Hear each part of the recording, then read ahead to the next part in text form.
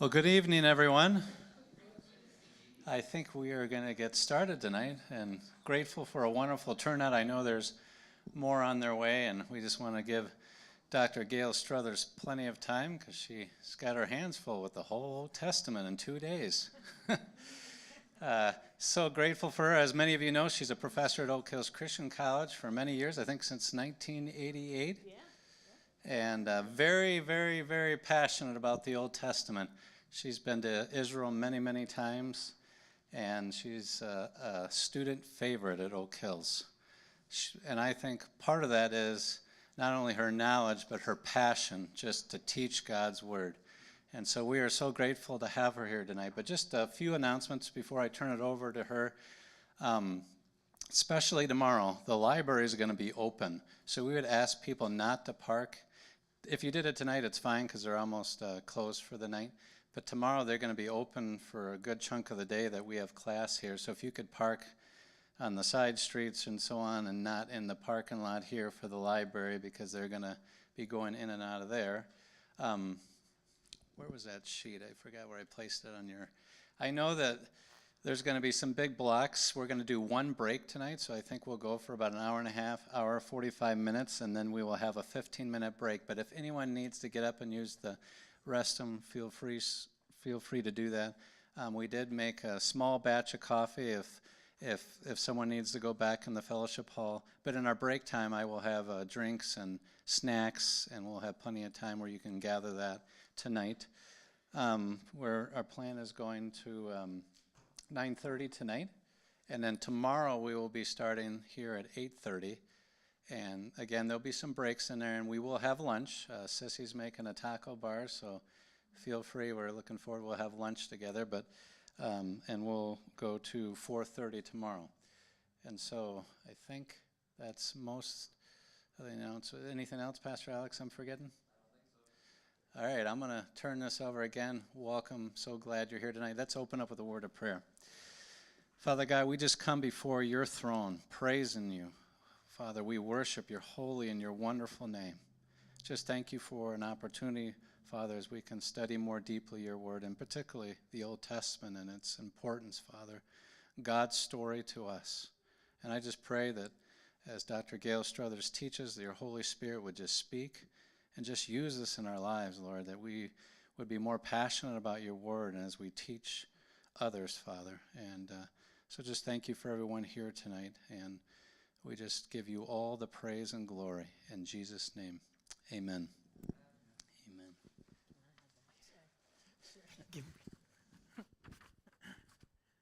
Okay, well, Erev Tov. So Erev Tov is Hebrew, and Erev is evening, Tov is good. So Erev Tov. So try it. Erev Tov. Very, very good, very good. So, okay, so the goal is to go through the entire Old Testament between tonight and all day tomorrow. And as I was working through it, I thought, wow, there's a lot to go through. My goal is we're going to spend more time on the first 5 books of the Old Testament, the Torah.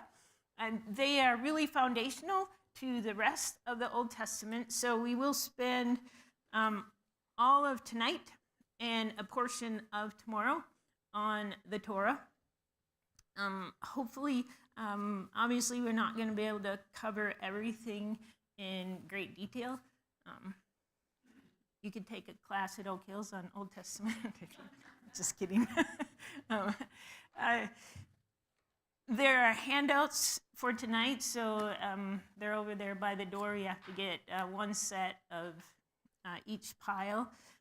There aren't any particular handouts when we get to the divided monarchy tomorrow in the post-exilic writings, poetic wisdom. Well, there's a couple here and there, but I ran out of steam. Sorry. So I've never taught a seminar like this. If you want, bring paper so you can take notes. Okay. Okay. So we're gonna look at. So I don't know. Can you connect me to there? Because I think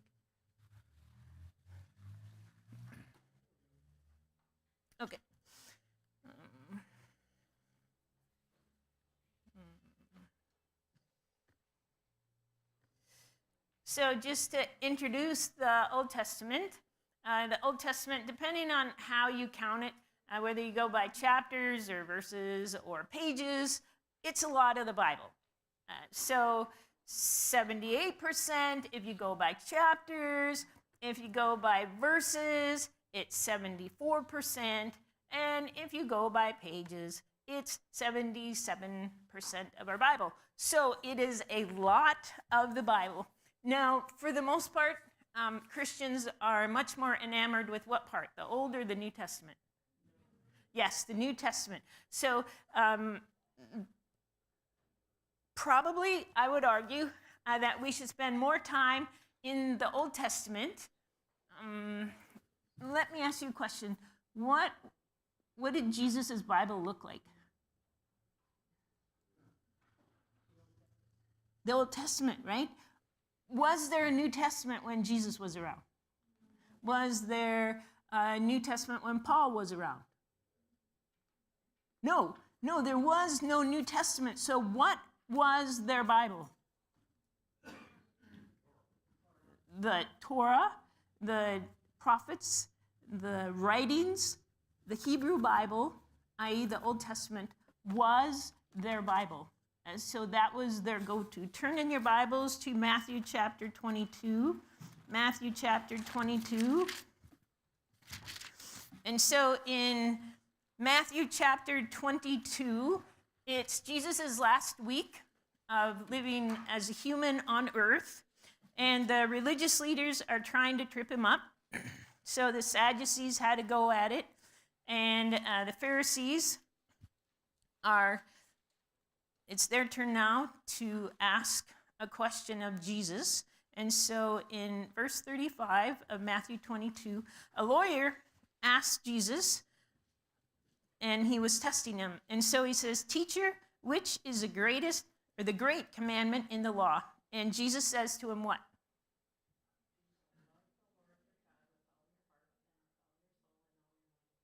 Okay, so love the Lord your God with all your heart, with all your soul, with all your mind. Where does that come from? Wait, go back. That's the next one. Do you have cross references in your Bibles? Deuteronomy, okay? It comes from Deuteronomy 6, verse 5. In Deuteronomy 6:4 is Shema Yisrael, Adonai Eloheinu, Adonai Echad. So it's the Shema that Jewish people say when they wake up, sometimes when they go to bed. So, "Hear, O Israel, the Lord our God, the Lord is one." And then it's, "You shall love the Lord your God with all your heart, with all your soul, not your mind, with all your miod," it says in Hebrew. So with everything you have. Now, the second greatest commandment, Jesus says, is what? Yes, you shall love your neighbor as yourself. And that comes from Leviticus. So as we look at the New Testament, the New Testament saints are building on the foundation of the Old Testament. That is their Bible. So it was pretty important to them. Okay, so let us continue on. And if you guys have questions or comments, feel free to raise your hand or do whatever. And if I don't see you, just yell at me or something like that. I'm pretty laid back, so you're not going to offend me. Okay, so just a few things on your Old Testament introduction handout. The Old Testament was written in Hebrew, and there are a few chapters of Aramaic. So that's our Old Testament. Have you heard of the Septuagint? So the Septuagint is abbreviated LXX. Sometimes you'll see it listed as LXX. That is a Greek translation of the Old Testament. So when we get to the time of the New Testament, there were Jews that were living all over the Roman Empire and in Egypt. And so they didn't necessarily, their Hebrew was a little rusty. Their Greek was much, much better. According to tradition, Ptolemy, a ruler in Egypt, wanted to gather all the great books that were in the world at the time, around 175 BC, heard about the Torah of the Jews, and so brought some Jews down, and they translated, it said they brought 6 Jews from each of the 12 tribes. So 72 priest leaders came down and worked on translating the Hebrew Torah into Greek. And so LXX equals 70, so that's where the LXX comes from. So that is a Greek translation of the Hebrew Old Testament. It sometimes differs from the Hebrew translation of the Old Testament. So if you have any question about what the Old Testament says, don't use the Septuagint as your main source, okay? The Hebrew Bible is divided into 3 parts.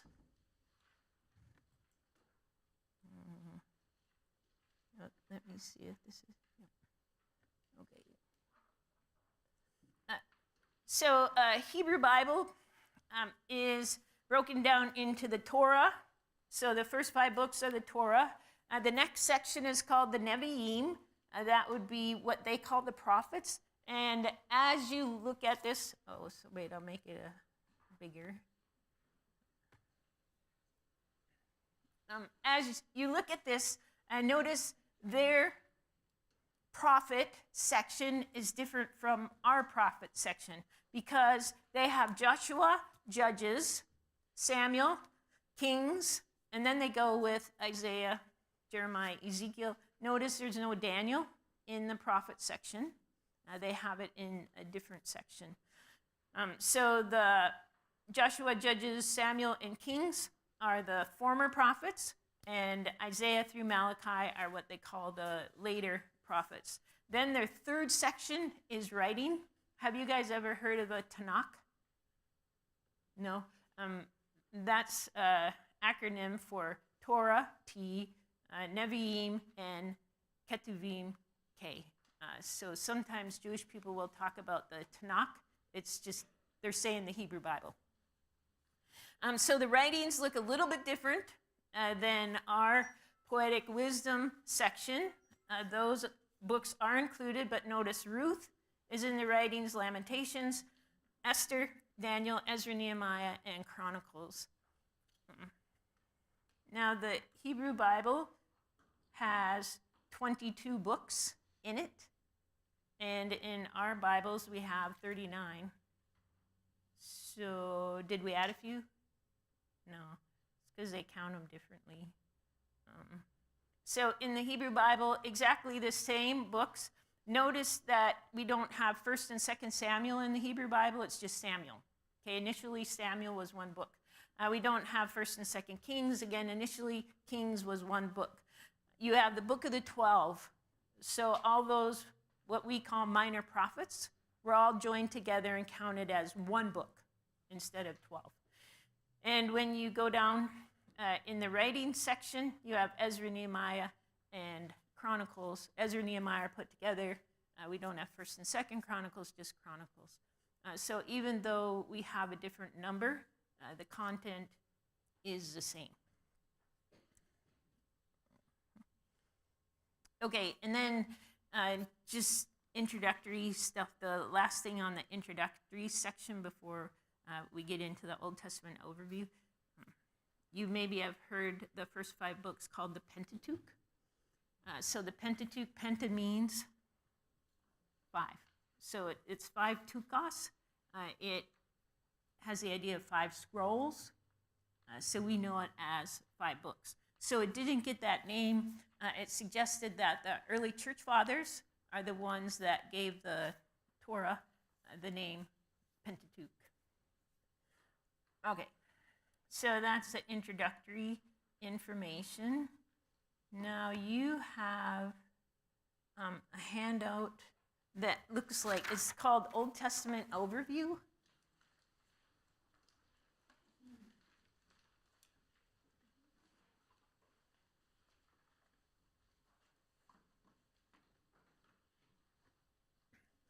So to look big picture, so Genesis is, obviously you know the first book, creation. talks about where everything came from, who did it. The fall, how come the world's broken? Flood, Tower of Babel. And then it talks about the patriarchs and matriarchs, Abraham and Sarah and their descendants. And then it talks about Israel going to Egypt. So that's what Genesis is about. A lot of information there. Look, it has a big block of material compared to some of the later ones. Next section, and so Genesis was written, maybe Job. Not 100% sure when Job was written, but it might have been written early during the patriarchal time, or it took place during the patriarchal time. So the next section then, we break it down into the Exodus and wilderness period. Moses is the main character, the main guy there. And then you have Mount Sinai, pretty important thing. God gives 10 words, the 10 commandments to the Israelites. And then, bummer, you have the wilderness wanderings. That's not quite so happy. So Exodus through Deuteronomy would be found in that section. Then you go to the next section, conquest, judges, united and divided monarchies. So Joshua is the guy that's connected to the conquering of the promised land. Judges is about 300 years long. And then we have the time when the monarchy is all together. So the first king of the united monarchy is, it's on the list. You don't even have to think about it. Saul. Okay, so Saul is the first king, then David, and then Shlomo, Solomon. Then we're going to talk about Solomon. One good thing that happened during Solomon's reign is the temple was built in Jerusalem. But otherwise, there's some depressing things in Solomon's reign. And then we have the kingdom divided. It breaks. So you have the northern kingdom and the southern kingdom. So northern kingdom is called Israel. The southern kingdom is called Judah. And eventually, God kicks both of those nations out of the land because they don't listen to him. They follow after other gods. So they are exiled. Then you have the time of the exile. So you can see there's a lot of biblical books connected with this period, Joshua through 2nd Chronicles, some Psalms, some Proverbs, maybe Ecclesiastes, Song of Songs, and then the prophets, Isaiah through Zephaniah. And then they do get to come back. God brings them back. So that's the return. And they rebuild the temple. Doesn't look anything like Solomon's temple. It's actually kind of pitiful. When they get the foundation built, in Ezra it says that some people were rejoicing and some people were crying. Why would they be crying? They're now in the land. They've gotten the foundation of the temple built because they remembered Solomon's temple. And Solomon's temple was just majestic, okay? There's gold everywhere. It was just totally awesome, apparently. And so this doesn't measure up. Ezra then comes back. Nehemiah comes back. They rebuild the wall of Jerusalem. And then the books that we have, Ezra, Nehemiah, Esther, Haggai, Zechariah, and Malachi, fit into the return from the exile, the post-exilic time, the time after the exile. And then begins what's called the intertestamental period. Sometimes it's called the 400 silent years. Because there are no biblical books that were written during that time. The Jewish people are writing. It's just when they decided which books should be part of what we call the Old Testament. There's a comment made in the prologue to Ecclesiasticus. It talks about these books were written too late. So it suggested that they had some cutoff period where anything that was written after that time was written too late, so it didn't make it into the Old Testament canon.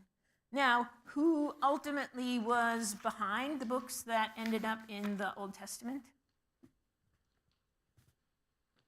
Right? God. Right? Ultimately, he's the one that determined which ones should be in there. Okay, well, let us then look at our Old Testament. So turn in your Bibles to Genesis chapter 1. So the word Genesis just means beginnings. In the Hebrew Bible, the first 5 books of the Old Testament in the Hebrew Bible go with a word or two that's found in the first verse or two of the Old Testament. So the book of Genesis in the Hebrew Bible is actually called Bereshit, which is the very first word in Genesis 1. So Bereshit bara Elohim. So in beginning, God created the earth. So as we look at Genesis, the first 11 chapters cover what some scholars call primeval history. It's like the super early history.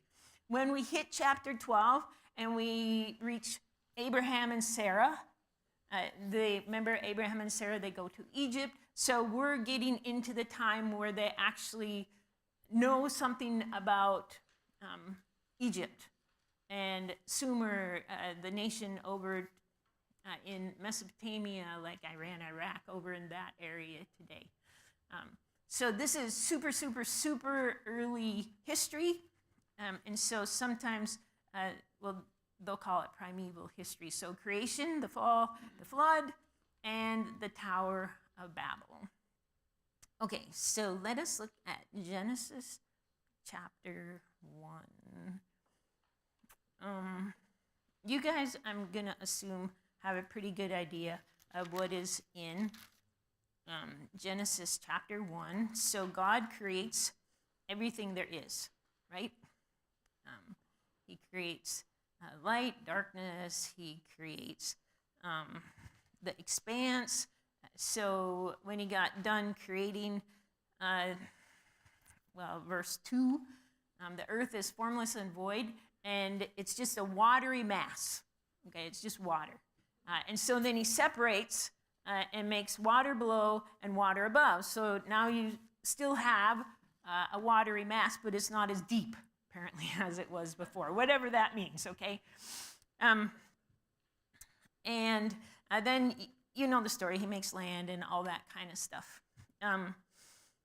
So people will debate how to understand the creation account. So I think you have a handout on creation theories, right? Now, did God use evolution to create the world? Yes or no? See, we could get in trouble depending on how we answer that question, right? There are people all across the board who love the Lord. Okay, now we're not talking about people out there that are mocking God, don't believe that the Bible is a word of God. Okay, that's not what we're talking about. There are people that truly do love the Lord. And they will say, and I've read some of their works, they have a vibrant relationship with Jesus. They take the Bible seriously. Okay, but as people read this, they have different ideas on what Genesis 1 is telling us. And so there are 6, because 7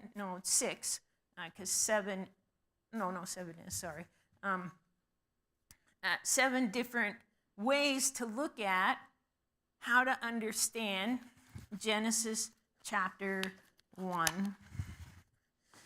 And one of the things I think we need to ask ourselves is Genesis a science book? Is the Bible a science book? Is it trying to teach us science?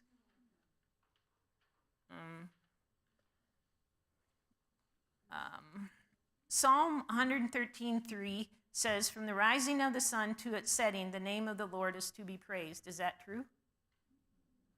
Is it true scientifically?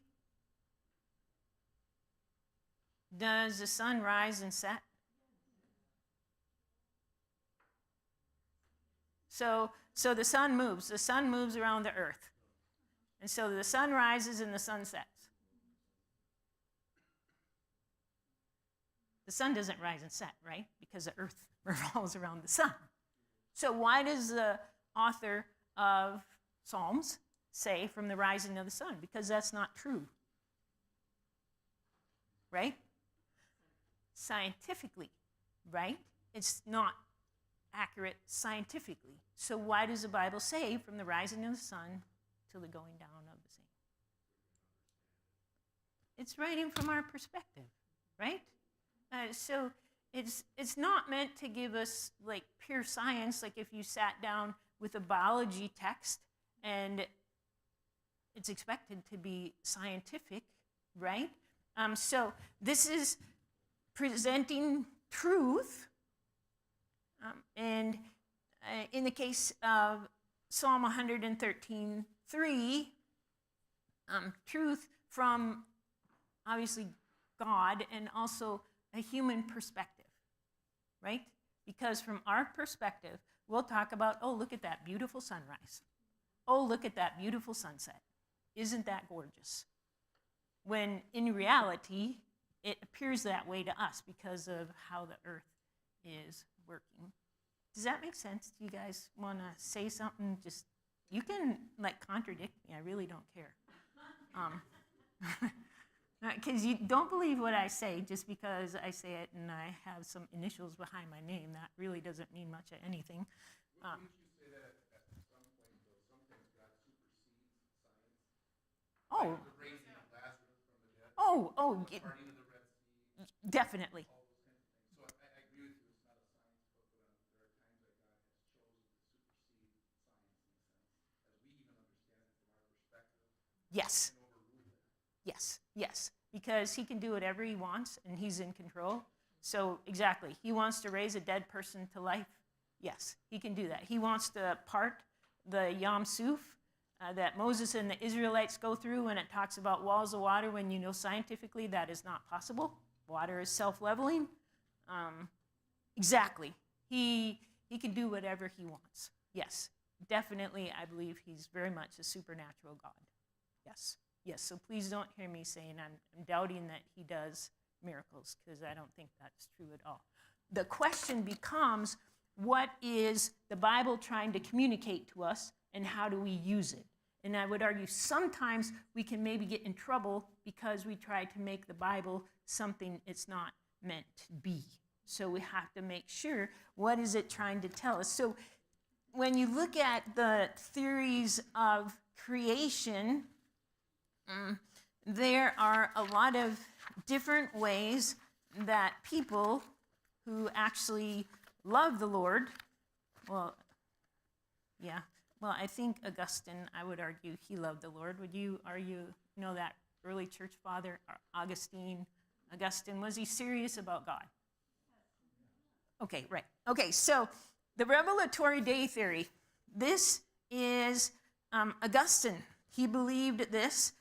He believed that God created the world in one day. So he said, why does God have to take 6 days to create the world? I mean, he can just go like that and bam, it is. So he argued that God's creative work was revealed to the author of Genesis during 6 24-hour periods of time.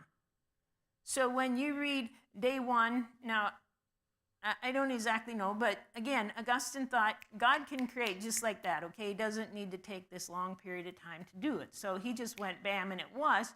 And then as he explained to Moses what happened, it took him, he did it over a period of 6 24-hour days. And then we get in verse 3, God says, let there be light, and there was light. And God saw the light was good, and God separated the light from the darkness, and God called the light day, and the darkness he called night, and there was evening and morning one day.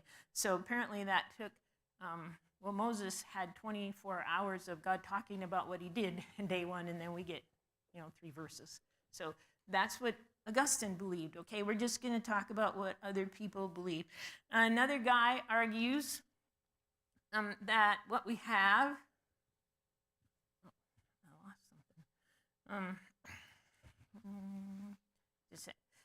another guy suggests that it's called the literary framework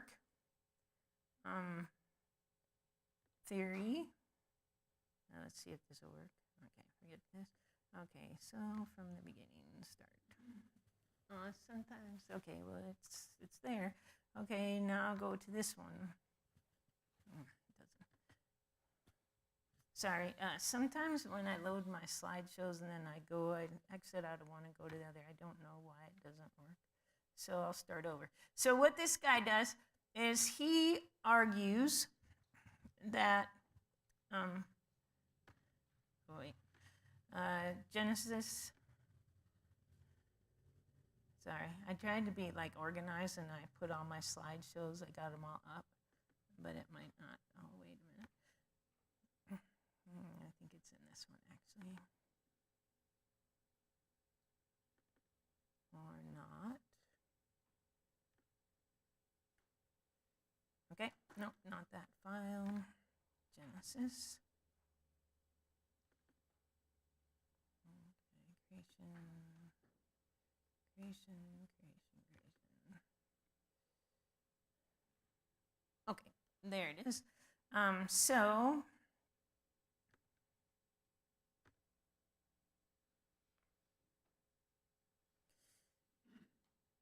So the literary framework theory is, it was never intended to be a chronological description of creation. So what God did is he made a form on the first 3 days. He made different forms, and then he filled them up on days 4, 5, and 6. Okay, what does that look like? Okay, so in your Bibles, it says in verses 3 and 4, God says, "Let there be light," and there was light. God saw the light was good, and he separated the light from the darkness. Now, is there a sun? Okay, so notice we have to go down to verse 14. And so in verse 14, God said, "Let there be lights in the expanse of the heaven to separate the day from the night, and let there be for signs and for seasons and for days and for years." And go to verse 16. What does he make? The sun and the moon? What does it say? He makes the greater light and the lesser light. What's the greater light? Well, why doesn't he say sun? Does he not know the word for sun? He was had dementia at that point, and just when he was writing, bam, it was gone. So, okay, wait, that's a big one in the sky. The greater light?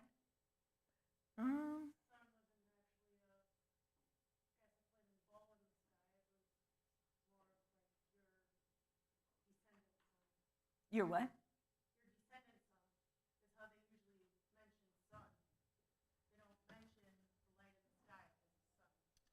You mean your descendants, you said?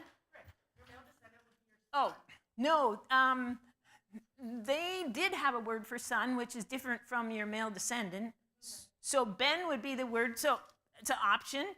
Ben would be the word for S-O-N. Shemesh was a word for S-U-N. And so in Joshua, they talk about the sun standing still, so they use Shemesh. They had a word for moon, Uriah. Now, a guy like Walton would suggest, and other people, in connection with this, why does God say the greater and the lesser light? Because part of what God is doing and what is happening in Genesis 1 is God is saying, look, I'm the one that created the world. Now, they had a whole bunch of creation accounts. Everybody in this day and age believed that there were deities out there. Okay, not like us today where we put ourselves as a top person there. They believed that there were, well, obviously not you guys sitting out here, okay, so, but America in general doesn't always have a lot of time for God, right? Because we are the most important thing that there is in this universe. But in ancient days, there were deities. They had a bazillion of them. And they had a lot of different creation accounts too. So which deity they wanted to know created the world? So the Egyptians have their creation accounts. The Mesopotamians have their creation accounts. And so a guy like Walton will argue Genesis 1 is written to show who created the world, not how God created the world. So, who created the world? And if this is true, who created the world? Elohim, the God of the Bible, right? Why use greater and lesser light? Because Shamash was an ancient deity. And so, did God create the deity Shamash? No, God created the ball of fire in the sky, the sun. Did God create Uriah, again, that's connected to another name of deity, the moon god? No, God did not create the moon god. There are no other gods but God. He created the physical moon.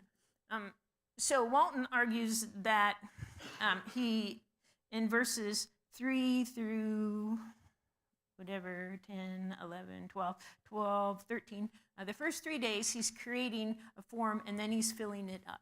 And, okay, well, we'll keep going. Gap period suggests that there is a space between Genesis 1:1 and 1:3. So it depends on how you read verse 1, and actually there are about 4 ways you can read verse 1. In the beginning, God created the heavens and the earth. What does that mean? How do we understand that verse?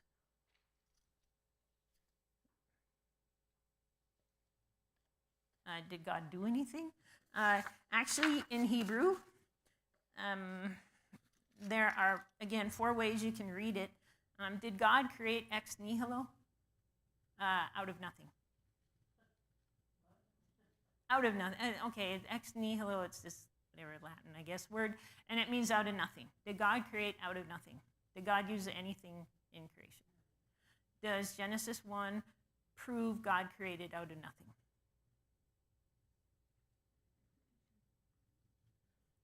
Okay, the thing is when you read the first verse in Hebrew, it says, it could have said, this is when God created the heavens and the earth. It doesn't necessarily say anything about what things were like. It could just be a title. In the beginning, God created the heavens and the earth. And then it goes in verse 2, and if in the beginning God created the heavens and the earth, we hit verse 2, we have a formless and void earth. Where did that come from?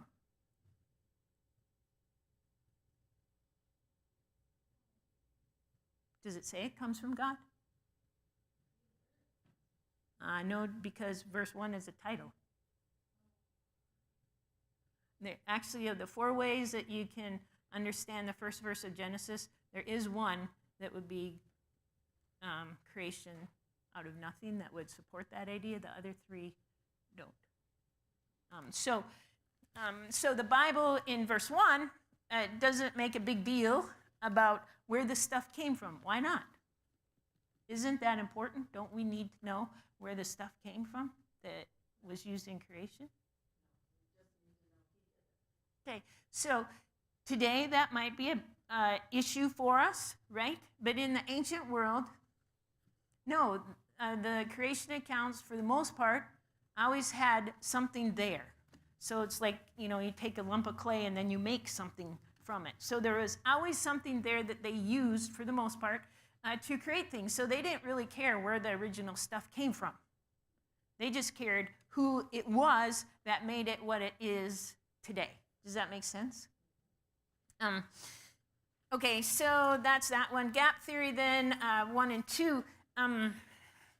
If we read it, in the beginning, God created the heavens and the earth. So he made everything. Okay, bam, it was there. Why in verse 2 then is the earth formless and void and darkness is over the earth? So some will argue, what happened is between verses 1 and 2, chaos ended up coming on the earth. And now the earth that was created initially in verse 1 is now a mess. Where do dinosaurs fit in? Well, people will put dinosaurs in that white space between 1 and 2. So that's another theory about creation. Calendar literal day theory argues that the earth was created in 6 24-hour days. So then the earth would be between 6 and 10,000 years old. So now you take it literally. So day means a 24-hour period of time. So if you've heard of Ken Ham, he would believe that way. Now, another group of people, they would argue, no, the Hebrew word yom simply means like age, an extended period of time. So God did not create in 24 hours. He created in 6 periods of time, which ended up being long periods of time. So they will argue that the earth is super old. Now, can you use both of those meanings for the word day, yom? Yes, you can in Hebrew. Just like in English, can you say it was in the days of King Arthur? And what do you mean if you say something like that? You guys are not all young, so you know what I'm talking about, right? It's in the period of time when King Arthur lived. It's not a 24-hour period of time. So in English, we can use day to have the meaning of an extended period of time. It can also mean 24 hours. So these people, in yom, yes, can be used as more than a 24-hour period of time, but it can be used as a 24-hour period of time. For example, the day of the Lord in the Old Testament, is that just a 24-hour period of time? No, it's not. It's an age, and it may be a long time, maybe a short time. It's not simply 24 hours. Okay, so what else? 6. Number 6 argues intermittent day theory. So God's creative activity was limited to 6 24-hour periods of time, but between these 6 days, there were long periods of time which the earth developed according to natural processes. So God set some things in motion and then allowed the earth to develop. And then he set some other things in motion, and then the earth developed. Theistic evolution, then, the last one, is that God actually used the evolutionary process to create the world and all that it contains. And ultimately, we have then human beings. Now, theistic evolution, there are people who are serious, and they, this one lady, Deborah Harzma, I read some stuff that she wrote, and, she argues that she has a vibrant relationship with the Lord. She's serious about her walk with God, but as a scientist, what she sees as she looks at nature and whatever, those kinds of things, this is the theory that makes the most sense, she argues.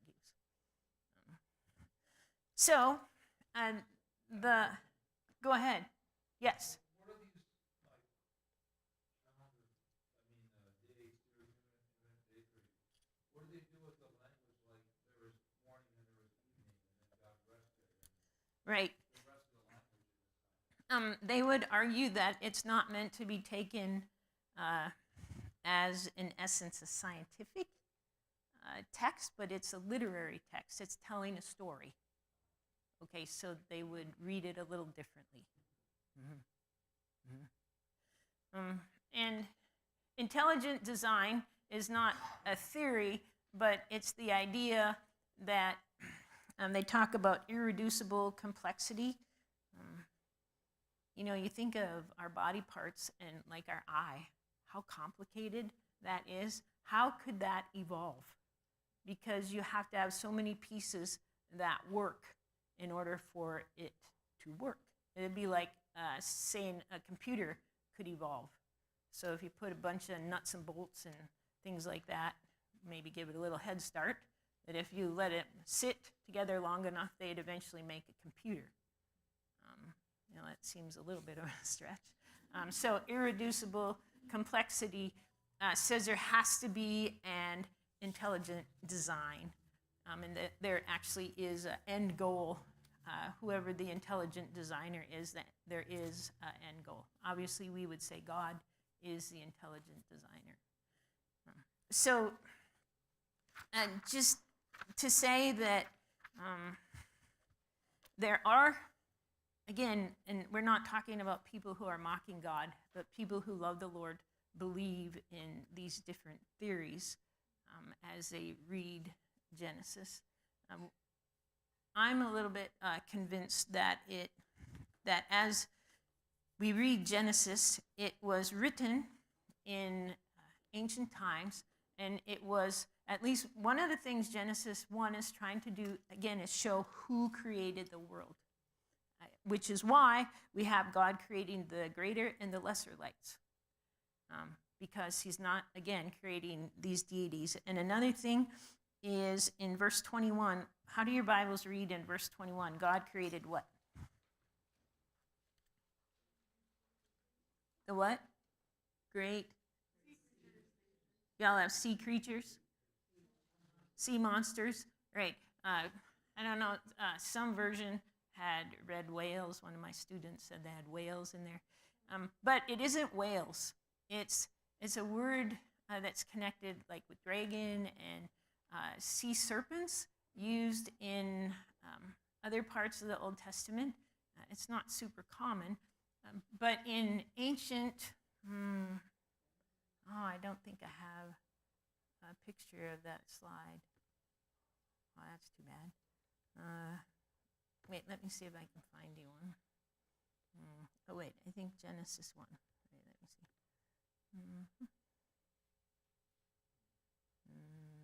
Nope.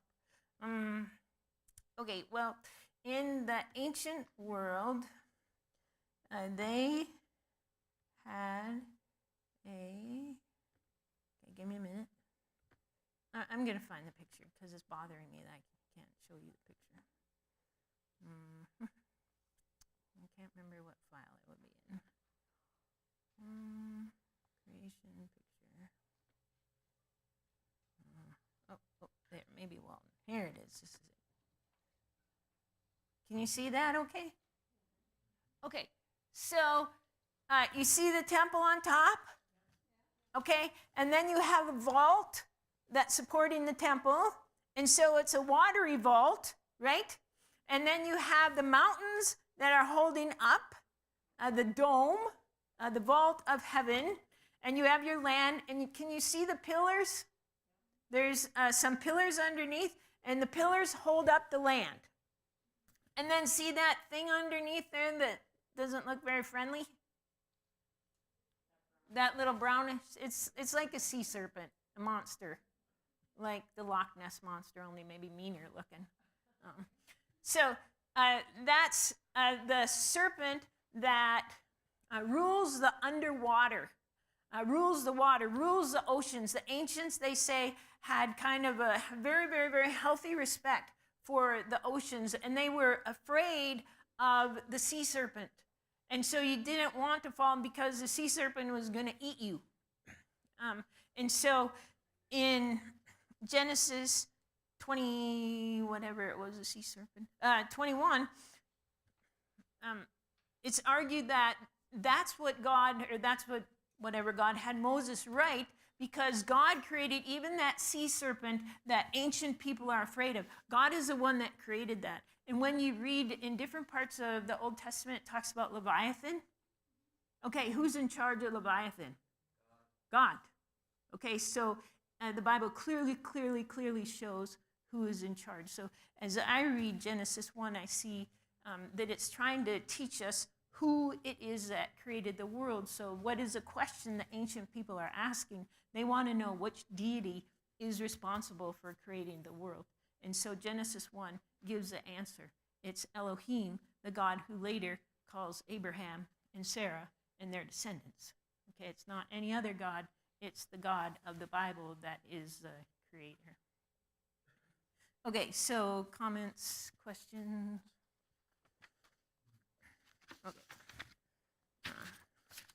Okay, so let's see. We've gotten through Genesis chapter 1. We're just moving right along now. Okay, well, let us now, we're not through Genesis 1 yet, go to verses 26 through 28. So a very special thing that God does is he creates Adam. So he creates, Adam is a Hebrew word, in our image according to our likeness. he's going to do that, and he says, let them rule over the fish of the sea, the birds of the sky, the cattle, and over all the earth, and over every creeping thing that creeps on the earth.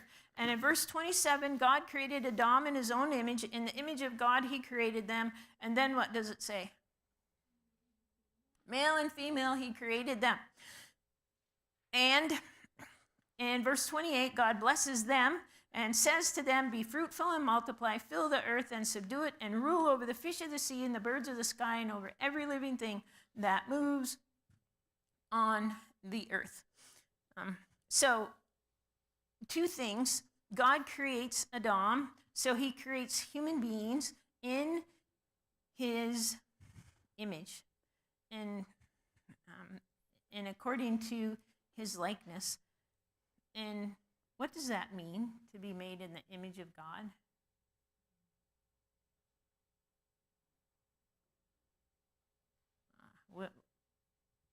Any ideas? Okay, we possess some of his characteristics, like what? Okay, creativity. Lightheartedness. What? Okay, reason, yes. Now, it's interesting because I thought, well, I kind of know Hebrew, so I should look at the Hebrew words that are used here when it talks about image and likeness. And guess what I found? Those words are used in reference like to idols. Now, why would you be created in the image of God and it's used in reference to idols? Does that make sense?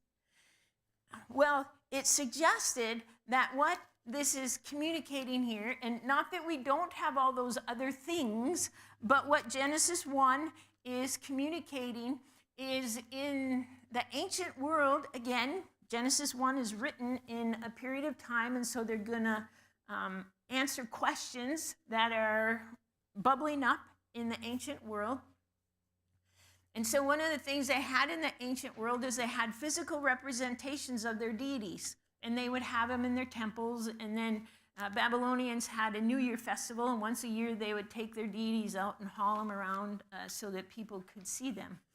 So it suggested that people are made as, in one sense, a physical representation of God. That we are to represent God in a physical sense. Now, understand, take that within the context, obviously, of the Bible.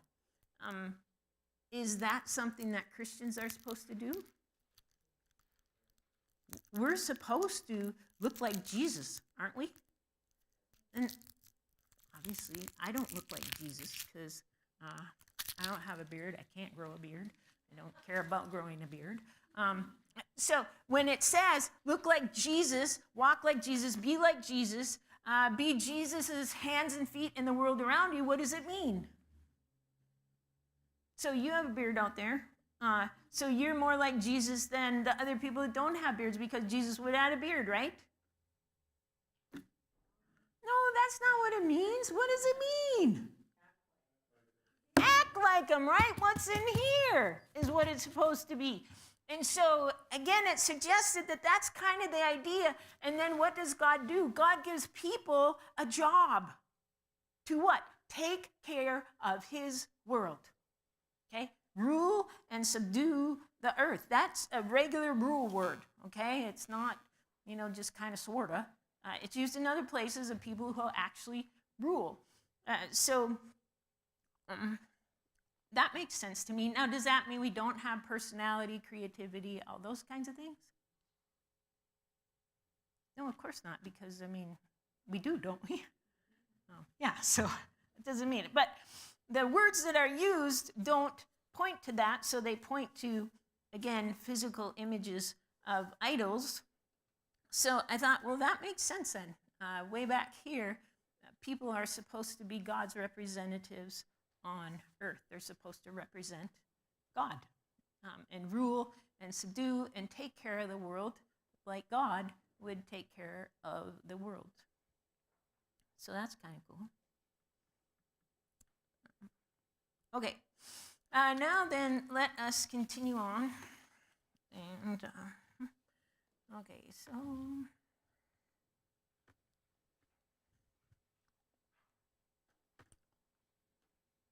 Oh, look at that. See, I'm so bad. Okay. Okay, well, sorry. I guess I have to reload all of these because it doesn't like it when I do it this way. Oh,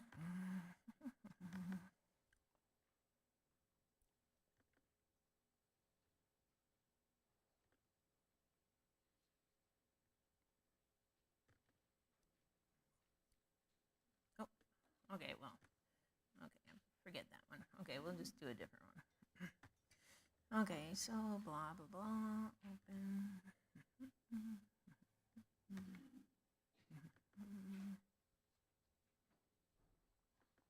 Okay, that's why I had the wrong one. It always helps to have the right one. Okay, so sorry, I should have put this slide up. So that's what we were talking about. And you can see the image word is used also of Seth, Adam's son, because in chapter 5, verse 3, when Adam had lived 130 years, he became a father in his own likeness according to his image. So again, using words that are found in Genesis 1. So Seth was a little image of Adam, right? Little baby image of Adam. Okay, duties are given. Okay, so were there different roles for the male and the female in Genesis 1? No, right? He gives it to both people. So both of them are supposed to rule and subdue the earth. Okay, now let's go to Genesis chapter 2. And so Genesis chapter 2, God makes a man in verse 7. So he forms Adam. So it's the exact same word that's used in Genesis chapter 1. But do words have more than one meaning in English? Yep. Well, it's same is true for Hebrew and probably most every language. So in verse 7, God creates Adam and breathes into his nostrils the breath of life, and he becomes a living being. And now let us pop over to verse 18. God sees that something is not good. Now at the end of chapter 1, in verse 31, he sees that it is tov meod. Okay, what he has created is tov meod. It's very good. It's just awesome. But now we have something in 2 that is not good. And what is not good? Yeah, man. The guy is by himself. There, can you single guys out there? Really? Okay, just kidding. So the problem is that the guy is alone. He does not have any other human being like him. And so God then in verse 19 forms animals and birds. Does that solve the problem? Read verse 20. Nope. There is not an ezer kenegdo for the guy. So, what does God do?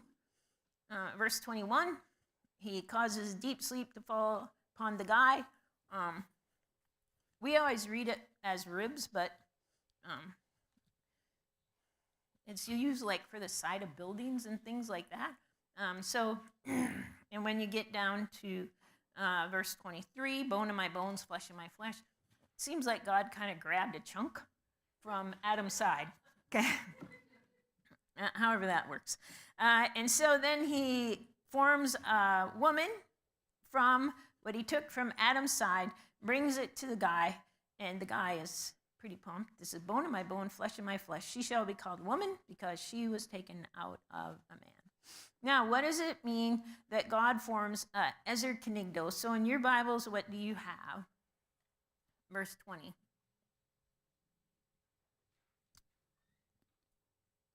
How is it translated? He needs a helper. What does it mean to be a helper? Are you the one in charge if you're their helper? If I help you with Hebrew, who's in charge? And maybe some of you know Hebrew better than I do. I don't know that. Okay, now, is a helper always a gopher? Okay, in English, a helper a lot of times is a gopher, right? Now, what does the helper mean in Hebrew? Read that last line. Ezer is most commonly used to refer to God. Right? It's right there, right? Yeah, it's God. 60% of the time when Ezer is used, it's referring to God. So what does that mean in connection with using the Ezer word in connection with the woman? Is she meant to be the gopher? He needs somebody to darn his socks. Eventually, he'll need socks. Right now, they're cool with having no clothes. But eventually, I'll need somebody to do the laundry or, cook or whatever Is that what it's referring to? What's the problem in Genesis chapter 2? What does it say? The guy is alone. He's alone. He's by himself. What do people need? Community, right? Relationships. We need other people. It wasn't good for the guy to be alone. So he makes somebody to come alongside him. Okay? Now, I'm not saying because Ezer is commonly used of God that the woman would be on top. That's not the point. What's the point in Genesis 2? The guy is by himself. That is not good. It's not good for humans to be by themselves, so he needs another human being like him, but corresponding to him, like a counterpart, to be with him, so he's not alone. Genesis 1, who is supposed to rule and subdue the earth? People, right? People are supposed to rule and subdue the earth. So God takes care of the problem with the man being by himself and makes a woman. Because the animals didn't cut it. Remember, he brings the animals and stuff? But even though the dog is a man's best friend, apparently it's not enough. Okay. No, I didn't make that God. God apparently thinks that way, right? Okay. Then we're going to finish Genesis, the first 3 chapters, before we take a break. I told you there's a lot of stuff in the first 5 books of the Old Testament. I wasn't lying to you. So let us look at Genesis chapter 3. You know what it's about. So it's a sad chapter, right? Because the humans kind of mess up. So the serpent, we are told, is more cunning than any beast in the field. And so the serpent has a conversation with the woman. And he questions what God said. Did God really say you shouldn't eat from any tree in the garden? And she said, well, from the fruit of the trees in the garden we can eat. But from the fruit of the tree which is in the middle of the garden, God said, you shouldn't eat it or touch it and you'll die. Is that what God said? Go to 2:17, chapter 2, verse 17. What instruction did God give the man? Pardon me? Don't eat, right? Don't eat it. Did he say anything about touching it? No. Oh, maybe she messed up, right? Okay, and then,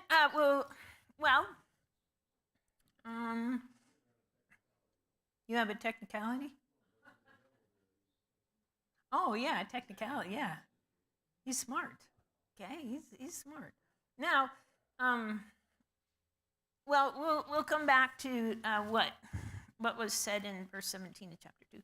Right, and so this servant said, you're not going to die, give me a break. God knows the day you eat it, your eyes will be opened, you're going to be like God, knowing good and evil. Is that a good thing? Is it good to be like God? Would she want to know what's good and what's bad? Yeah? Yeah, okay. I'm just Just checking. When the woman saw the tree was good for food, it was a delight to the eyes, the tree was desirable to make one wise. She took from its fruit, ate, and she gave to her husband with her, and he ate. And oh man, that is the end now. So we need to ask ourselves a few questions. Why did the serpent talk to the woman? Is it because the man had to name the animals, and it suggested that when the man named the animals, he was kind of discerning characteristics? That's one suggestion, when he named the animals. And so he would have known that the serpent was shrewd, so he might have, had his little antennas up to think maybe the serpent might be doing something bad. Was it because a woman is, women are more gullible than men, right?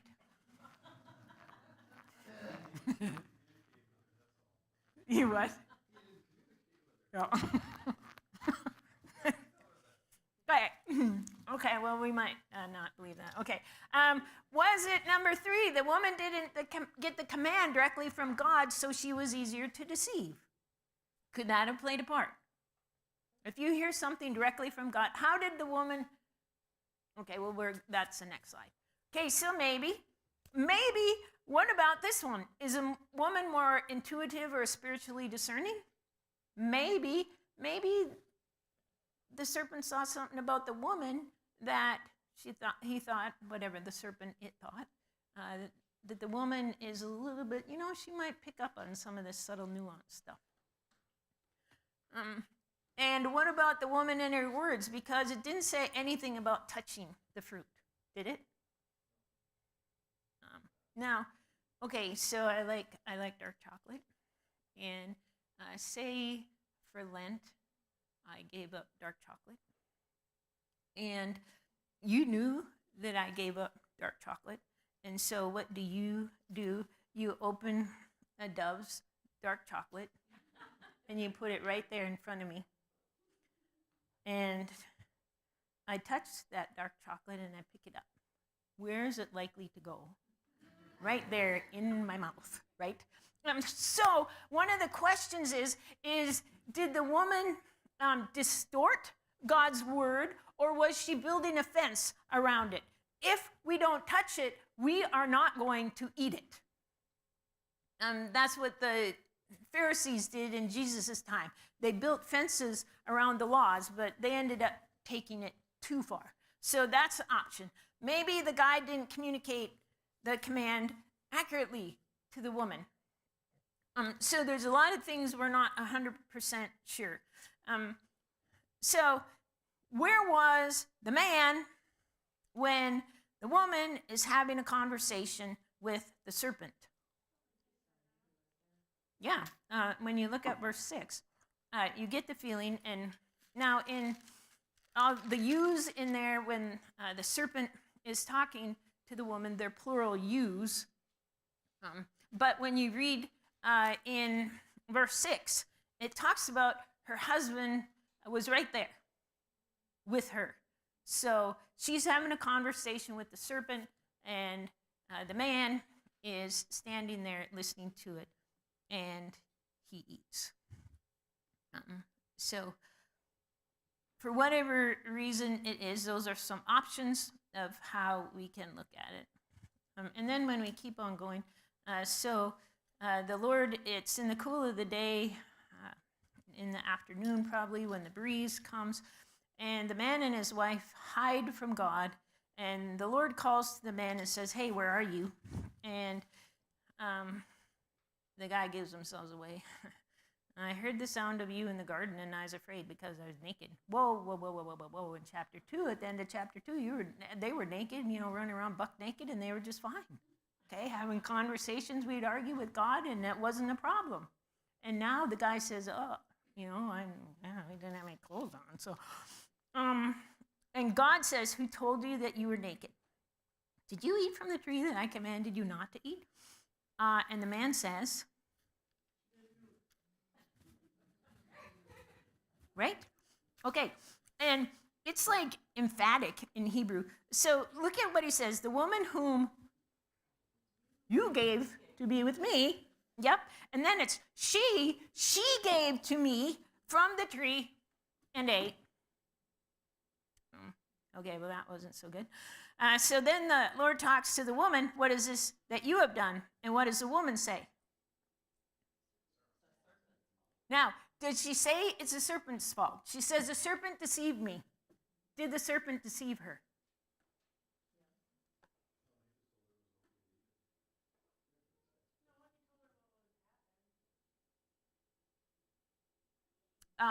So was the serpent trying to deceive her?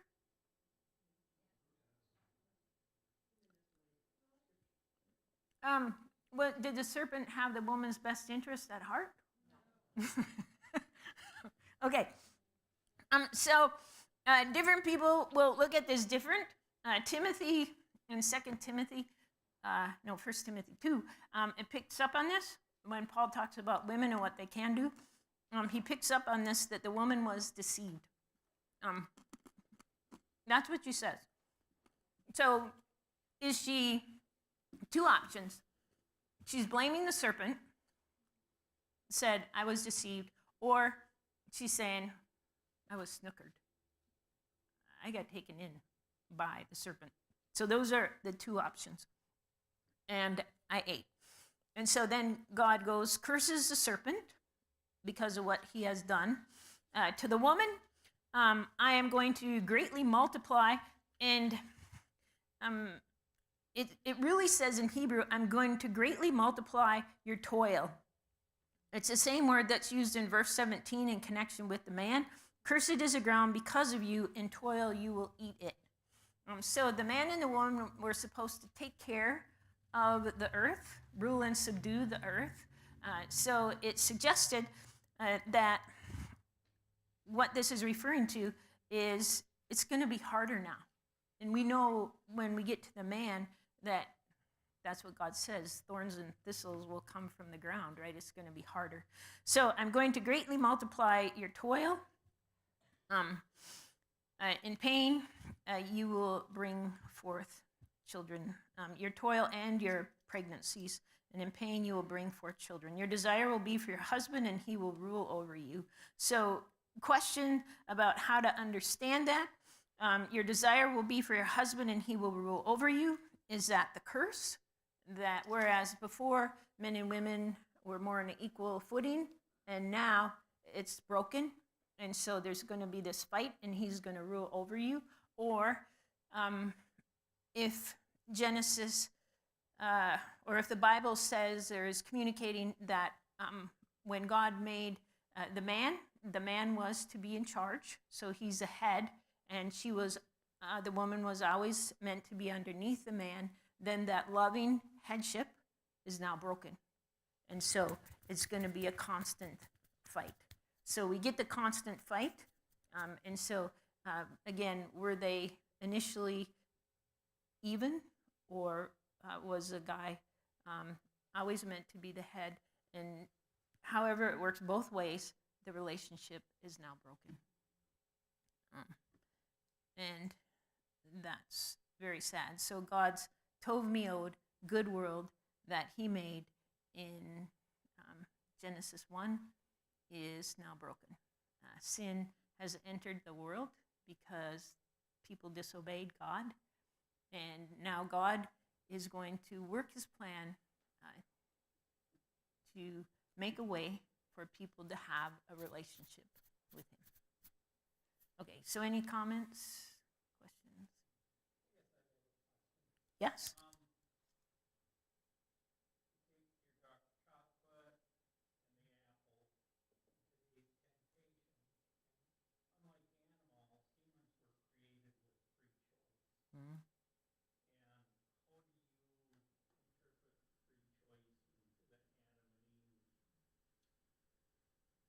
Like in chapter 2? Well, okay, so as I read Genesis 1 and 2 and 3, right, God put people in charge of the world, and they had to make decisions on how best to run the world. I see them having a choice in Genesis chapter 3. They could have chosen to ignore the serpent, but I see them using their free choice in this case to disobey God. So I don't know if that's what you're, but that's how I would see it. Yep. And we could ask ourselves a question, why did God do that? Because obviously it didn't really turn out so well, right? The world is broken. We are living in a broken world. We ourselves are broken people. So wouldn't it have been better if God did something so that we couldn't be quite so broken? But he gave us the freedom to choose or not choose him, and that, I think that's kind of a huge privilege. But as we well know, it can have disastrous consequences sometimes. But for God to trust people with running the world, I think, wow. Because who's going to do it better? Of course, God is going to do it better. But he trusted people. He said, look, this is your job. I'm giving you this job. This is your job. You take care of this world that I've created. That's your job. Which is kind of cool in a way. Right? Yeah. Okay, other comments, questions? Okay, well, we're supposed to take a break, so we'll take a break. So.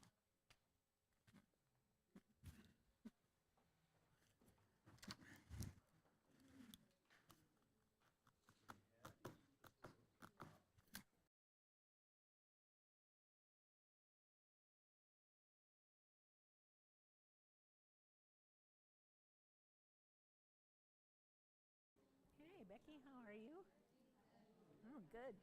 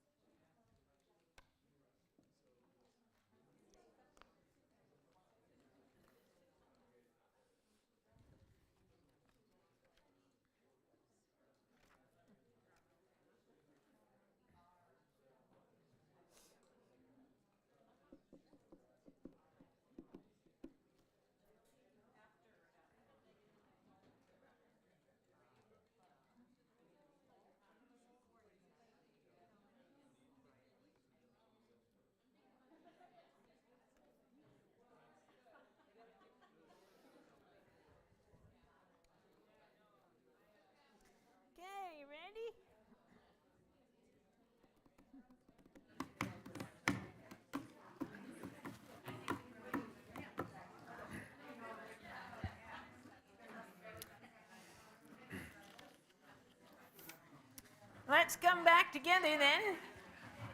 And I have Abraham and Sarah. So we'll get that up on the screen. So turn in your Bibles to Genesis chapter 12. Genesis chapter 12. The flood, we're not going to really talk about that, but just mention, so what happened, Adam and Eve, the world is broken. God calls a very righteous man, Noah, to build the boat. You know what he does? To ride out the flood while God destroys people. And Noah is righteous and blameless before the Lord. So he would be a good choice, right? So Noah and his family are saved from the destruction. And is this going to work? If you take a righteous person and you just start with him and his family, then you should be able to have a new world, right? But it doesn't work because Noah gets off the ark, plants a vineyard, drinks a little bit too much of the produce of the vineyard, gets drunk, and somehow something happens with one of his sons. Either he exposes himself to his one son, or his one son. To expose nakedness can also mean to have sex with, for example, Noah's wife. If Noah's son had sex with Noah's wife, in a biblical sense, the son exposed the nakedness of his father. So the point is that starting out with another righteous individual or with a righteous individual, it's not going to cut it. Okay, so now when we get to Genesis chapter 12, God calls Abraham and Sarah. And so he is going to call them to be a nation of servants, not people that get all the perks. So they're for service, not salvation. Just like Christians, what are we called to do? To be God's hands and feet in the world, right? To be his servants. Do we get all the perks? Are we blessed with billions of dollars? Do we have just marvelous health all the time? Do we have the best kids in the world? Who said that? No, so part of being a servant of God means life may not be honky-dory. You think about Jeremiah the prophet. He was a prophet of God. His life stunk. And he was doing what God told him to do. So that's what is meant by Abraham and Sarah were called for service. They were to be God's servants in the world, not for salvation. They weren't this special group that got all the perks. Were all the Israelites that we have in the Old Testament, were they all saved? No. Salvation really didn't have anything to do, in one sense, with your genealogy. It had to do with your heart. Okay, where is your heart at in relationship to God? So the Old Testament, even though they had to offer sacrifices, those kinds of things, but as we continue, it's always about the heart. Where's your heart in relationship to the Lord? Okay, so Abraham. God calls Abraham in Genesis 12, verse 1, tells him to go from his land, from his relatives, to the land I will show you. I will make you a great nation, and I will bless you, make your name great, and so you will be a blessing. And I will bless those who bless you, and the one who curses you, I will curse. And in you, all the families of the earth will be blessed. So, there's some conversation about exactly where Abraham and Sarah are at. The common one is the Ur of the Chaldeans, that's way down there. The Persian Gulf is in that area. But scholars have suggested that maybe it's a Ur that was up further north by Haran. It's argued that it's likely not the famous Ur that you might hear about, but it's actually the Ur in Haran, because actually up near Haran are villages that bear names of Abraham and Sarah's family. In verse 31 of Genesis 11, Terah, dad, takes Abram his son, Lot, the son of Haran, the grandson, and Sarai, his daughter-in-law, his son Abram's wife, and they go out from Ur to enter the land of Canaan. So it just talks about Abraham and his family and his nephew Lot going. It doesn't talk about his siblings going, but yet back here by the Ur that was up on the bump, you have names, ancient names, that relate to Abraham's siblings. So again, it suggested that probably the Ur Abraham left was the one that was on that bump. Okay, so God gives promises to Abraham. Now, we learn later that Abraham was 75 years old when God appeared to him at this point, when he's promised this. Sarah is about 10 years younger than Abraham. Now, Abraham was a good guy, right? And so he never did anything stupid, right? Yeah.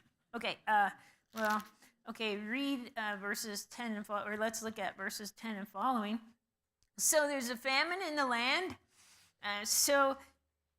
He goes to Egypt. So you go to Egypt. Why do you go to Egypt? They have the Nile River. The Nile River may have high and low times, but they always have water. So usually Egypt would have grain. So it was common even in New Testament times. Romans would get grain from Egypt. So they went to Egypt to live or to wait out the famine. And so, verse 11, when Abram comes near to Egypt, he says to Sarai, his wife, hey, wow, you're beautiful. You're very beautiful, honey. And please tell these Egyptians that you're my sister, so it might go well because of you and that I may live on account of you. Chicken, right? What does he think they're going to do? If she says she's his sister. Okay, we'll keep reading just what they do. Verse 15, Pharaoh's officials see her, praise her to Pharaoh, and the woman was taken into Pharaoh's house. And so he treats Abraham well, gives him sheep, oxen, donkey, male, female servants, female donkeys, and camels. Wow. But where is his wife? In Pharaoh's house. Ultimately, Pharaoh's going to have sex with her at some point down the road. And there's a question exactly what happened when she was there. But the Lord strikes Pharaoh in his house with plagues because of Sarai. And so Pharaoh calls to Abram and says, what have you done to me? Why did you tell me she was your wife? Why didn't you say she was your sister and not? So I took her for my wife. Now then, here's your wife. Take her and go. Okay, so Abram is human. He messes up big time. These are the Giza pyramids in Egypt, outside of Cairo. They would have been old, actually, when Abraham and Sarah went. So they were, I don't know, maybe 2400 BC or something like that. Abraham and Sarah, maybe 2000 BC to 1800. So these things would have been old when they were there. Obviously a lot newer looking than they do now, but still old. Okay. Oops, wrong way. Okay. This is an ancient tomb painting. It's called the Beni Hassan tomb painting. And so these are Semitic people. Abraham and Sarah were Semitic people. So it gives an idea of kind of how they dressed. You can see their hairstyles. Men had facial hair. They had a lyre there. It shows some of their weapons, etc. So they look at that. Okay. Now we're going to jump to Genesis 15. So in Genesis 15, no kids yet. Still no kids. Okay, so that's kind of a bummer. So God once again comes to Abram and talks to him and says, your reward's going to be very great, verse 1.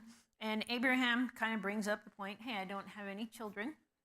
The heir of my estate is going to be Eliezer of Damascus. And so you haven't given me any offspring, so he's going to be my heir. So God talks to him and said, nope, he's not going to be your heir. One who will come forth from your own body, he will be your heir.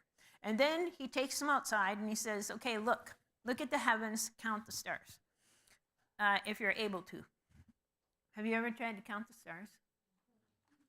I don't know, I've done it every now and again, but after about 3 minutes, I'm tired of counting the stars, because it's impossible, right? On a good starry night, you can't count the stars, right? It's impossible.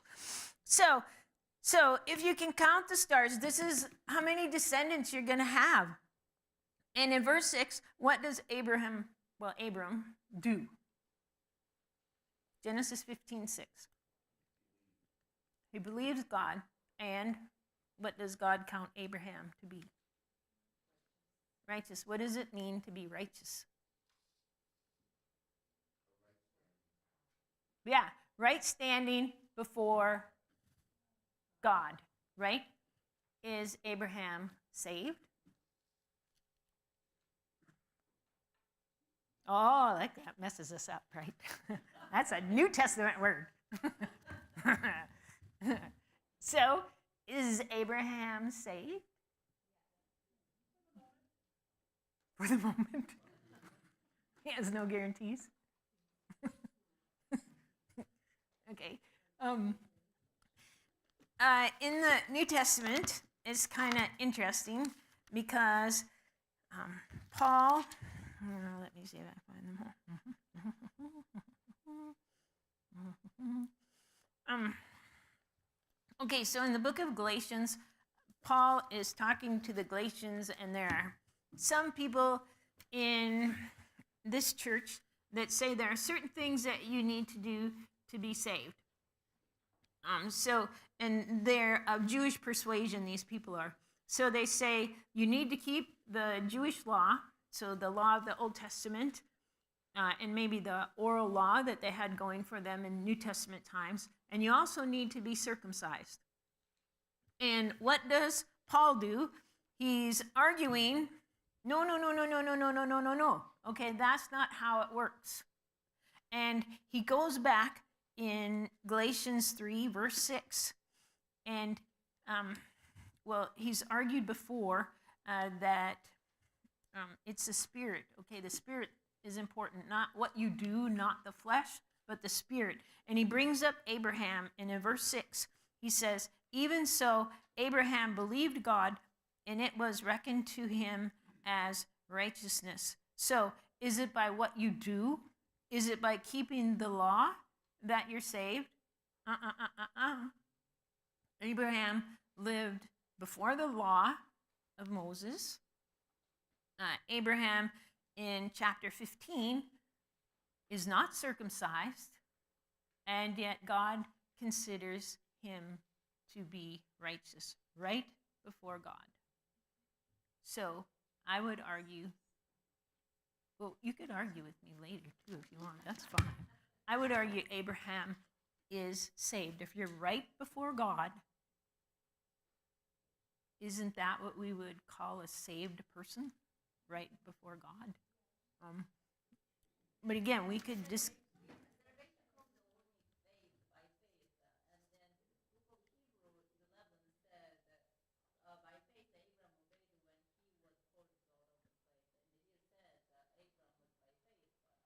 Mm-hmm. Yes. Yes. And in the Old Testament, did you have to do a bunch of stuff to be saved? You had to keep the law, didn't you? Do sacrifices. I'm baiting you. Okay, I'm leading you on. I will argue as we continue to go through the Old Testament and we continue to look at books in the Old Testament, it's never been about what you do. What you do never saves you. Not in the Old Testament, not in the New Testament, unless it's you believe in the Lord. Okay, you put your faith in the Lord. But keeping all the commandments, being circumcised, giving your bazillion offerings, in and of itself, that is not what salvation is about in the Old Testament. It's your heart. In Deuteronomy 10, Deuteronomy chapter 10, verse 16, it says to the Israelite people, circumcise your heart. So it's always in the Old Testament, I will argue, in the New Testament, where's your heart in relationship to the Lord? Do you believe or do you not believe? And I don't think God has changed how he views us. He's always been looking for the heart, which is why some Jewish people in the Old Testament that may have been really good at bringing their sacrifices, may have been really good at keeping the different laws that there were, did not make it or will not make it into heaven because they're the people that a prophet like Micah describes as somebody who chops people up, talking about fellow Israelites in cannibalistic terms because their heart is not there. Okay. So Abraham believes God and he is considered righteous. And then, so God tells Abram he is going to father a child. He's going to have a biological heir. And then he continues talking to him, and in verse 13, he says, oh yeah, by the way, your descendants, they're going to be, my Bible says, strangers in the land that's not theirs. And they'll be slaved and oppressed for 400 years. Don't worry. Read verse 14. I am going to judge the nation whom they serve, and afterwards they're going to come out with a lot of stuff, right? And you, though, don't worry, you're going to go to your ancestors in peace. You will be buried at a good old age. In the fourth generation, then they will come back to this land. Because, verse 16, what?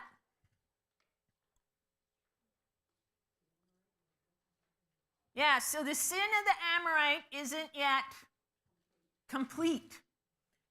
You know, sometimes when you're raising funds, they used to have that thermometer, you know, and you'd have your little red ball down here, and then as the funds went up, it would go. So that's kind of how sometimes I envision the sin of the Amorites. Who are the Amorites? The Amorites are the people group that are living in the land that currently Abraham is sojourning in. So God says, whatever it is, the sin of the Amorites, it's not there yet, so it's still down here. So wherever God says it has to be before he says, okay, you're done, it's not there yet. So Abraham can't have the land yet because God cares for Amorites? Does that make sense? They're not Jewish people. Are they believers? Amorites? Why does God care about the Amorites?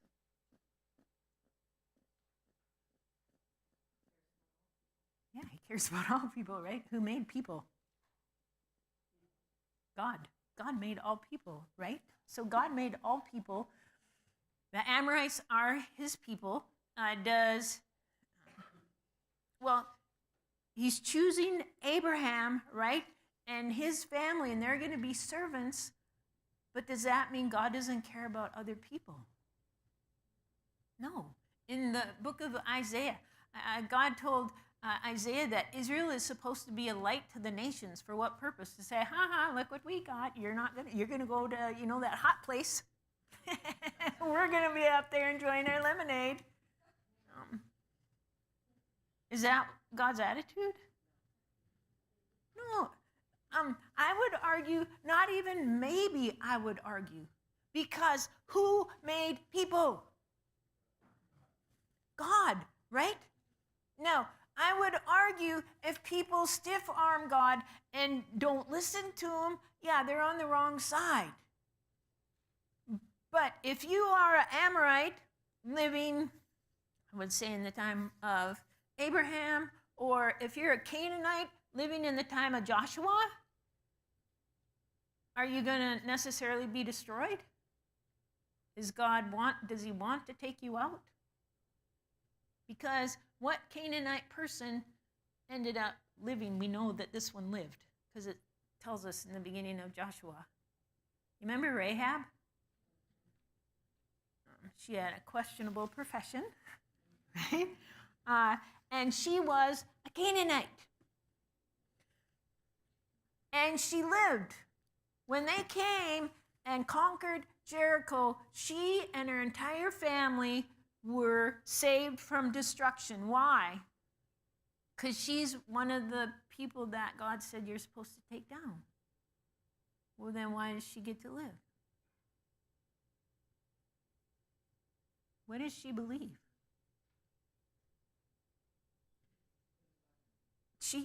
Okay, we're going to go over to Genesis chapter 2. Go to, not Genesis, Joshua chapter.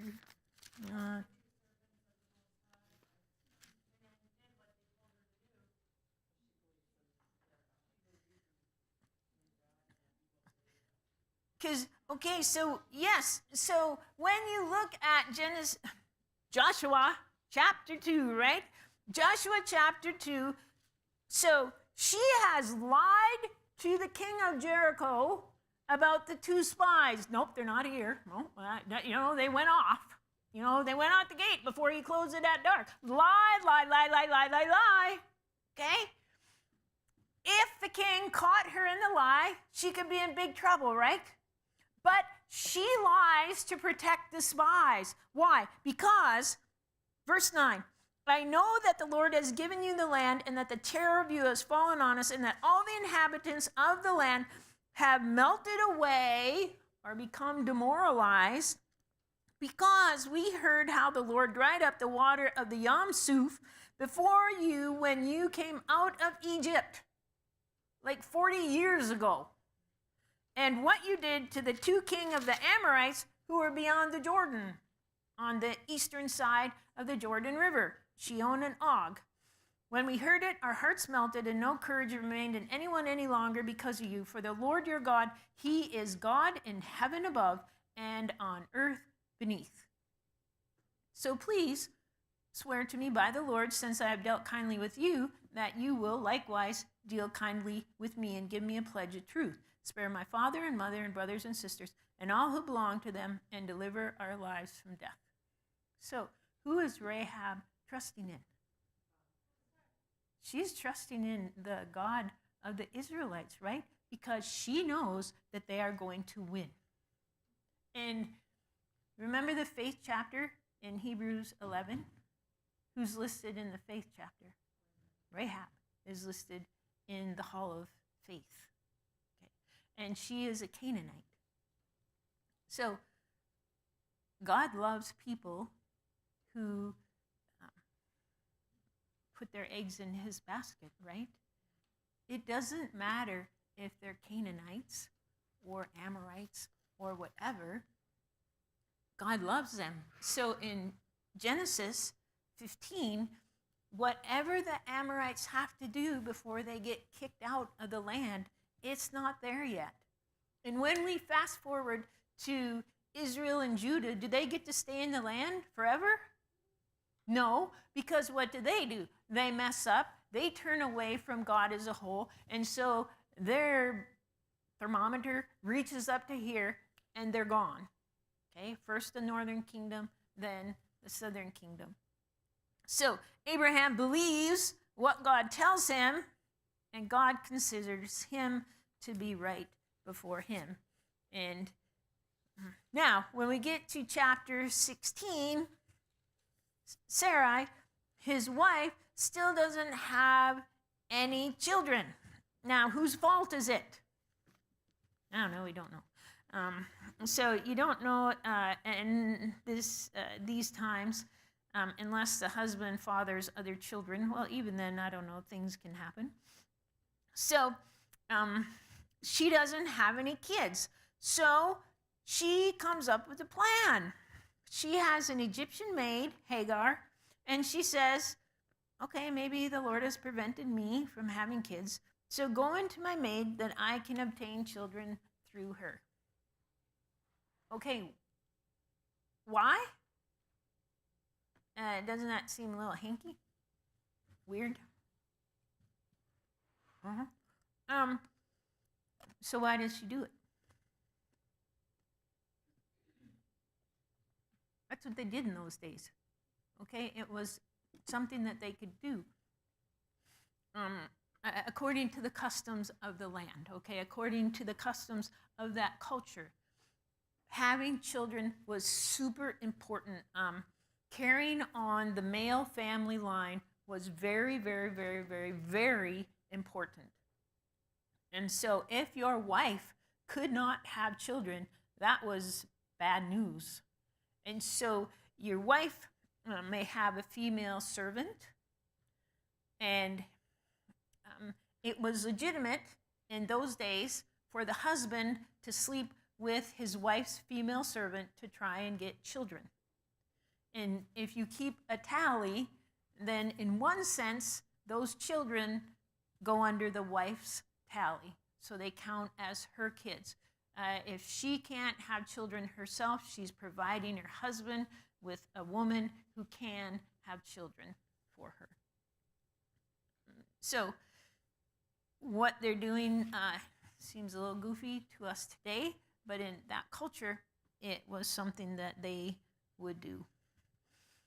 So Hagar and Abraham have sex, and she gets pregnant. And so this causes a problem in verse 4 because Sarah is despised in her sight. And so Sarah treats Hagar harshly, and Hagar flees. But notice verse 7, an angel of the Lord finds her, has a conversation with her, and tells her to go back to Sarah and submit to her authority.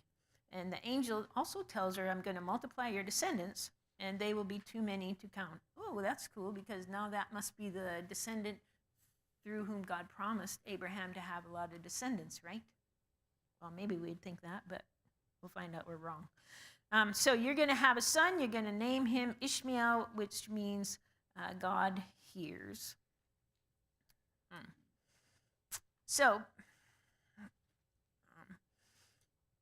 she does have a son. And in verse 16, we're told that Abram is 86 years old when Hagar bore Ishmael to him. Okay, now in verse 1 of chapter 17, it's like, 13 years later, and the Lord once again appears to Abraham. I'm God Almighty, El Shaddai, walk before me, be blameless. I will establish my covenant between you, and I will multiply you exceedingly. And so Abraham falls on his face before the Lord, and God says, as for me, behold, my covenant is with you. You will be a father of a multitude of nations. You shall no longer be called Abram, exalted father, but your name will be Avraham, father of many, or a multitude. And I will make you a father of many nations, and I will make you exceedingly fruitful. I'll make nations of you, and kings will come forth from you. I will establish my covenant between me and you and your descendants, an everlasting covenant. And will give you the land of Canaan, an everlasting possession, etc., etc.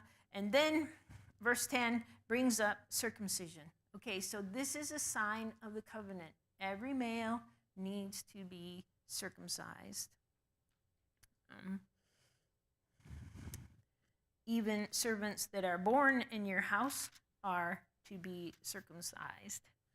And Sarai, your wife, you should name her Sarah, and I will bless her, and I will give you a son by her, and she will be a mother of nations, kings of peoples will come from her. And Abraham says, oh, that's kind of cool. No, what does he do? What's his response? Verse 17. What's the guy's problem? So the problem is the guy's almost 100 years old. And that's pretty old, apparently, to have a child. And so he's too old to father a child. And Sarah, she's going to be 90 years old. She can't have a baby. She's too old. Okay, it's not going to work. And what does Abraham say? Verse 18.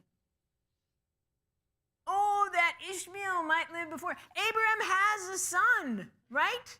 He has a son. He has Ishmael. So, okay, Ishmael, use Ishmael. Right? He'll work. He's my son. You know, he's been around for a while, 12, 13 years about. He's been Abraham's son.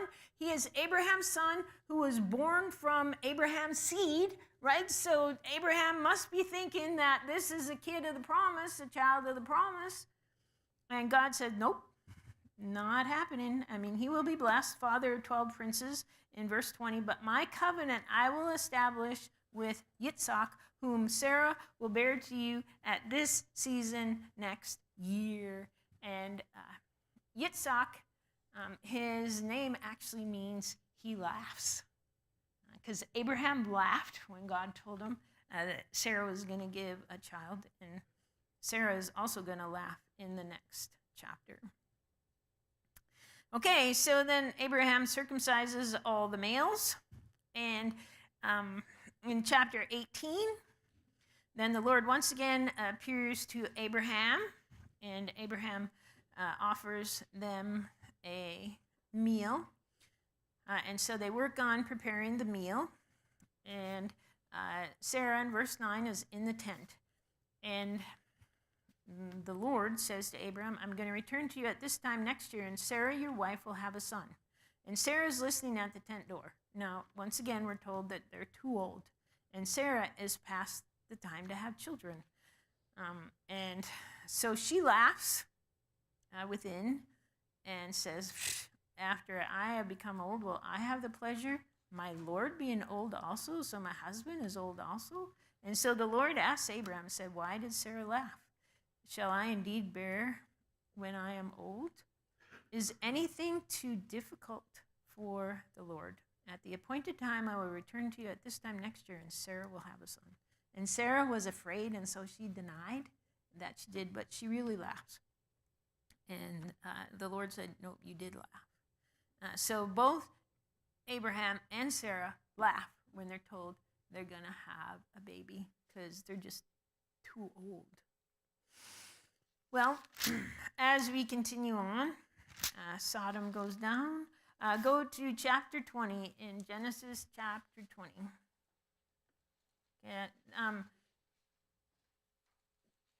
Israelites weren't the only one to circumcise people, so this is Egyptians. They circumcised males at times too. So that's just okay. So go to chapter 20, and now Abraham, verse 2. What does Abraham say in verse 2 again? Okay, he did that once before, and how well did it work for Sarah? Like not, right? Why does he say it again? What? Yeah, he's scared. He is, right? He's human. Okay, so we see Abraham has moments of great faith, and he also has moments of great doubt. And apparently, he doesn't think God can take care of him and his wife. Because number 2, the second time, he says this. But, okay, so verse 3, God comes to Abimelech and said, hey, you're a dead man because of the woman whom you have taken, because she is married. And so Abimelech talks to God and says, didn't he say she's my sister? And she said he's my brother. Okay, I'm innocent in this. Yep, I know, so I have kept you from sinning against me. You didn't touch her. Now restore this man's life. If you don't, you're dead meat. Now, I don't know, this lady must be pretty good looking or something, right? Because if she was really old, why would you want her for a wife? I don't know. So, Abimelech is not very happy with Abraham, and in verse 11 we see Abraham sort of lacks faith in God, right? He's human. I thought, surely there is no fear of God in this place, and they will kill me because of my wife. Now look, we learned something. She actually is my sister. Because we have the same father, but we have different mothers. So Abraham and Sarah are actually half siblings. Now you might think, because we kind of look down on that today. We don't really think about marrying our cousins or things like that for the most part in our culture. But in those days, it was common to marry relatives. When we look at the descendants of Abraham and Sarah, like Isaac and Rebekah, they're related. Jacob marries Rachel and Leah. They're his first cousins, so they would do that in these days. Okay, so chapter 21, it's exactly as God said. Isaac is born. And Sarah says in verse 6, God has made laughter for me. Everyone who hears will laugh with me. Who would have said to Abraham that Sarah would nurse children? Yet I have borne him a son in his old age. So that's pretty cool. Okay, now go to chapter 22. Oh, and this is just kind of a timeline, this slide. So you see that Abraham was 75 years old with the initial promise.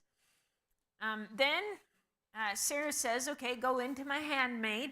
Now we know that's not exactly what God intended, because later we have Isaac being born from Sarah and Abraham.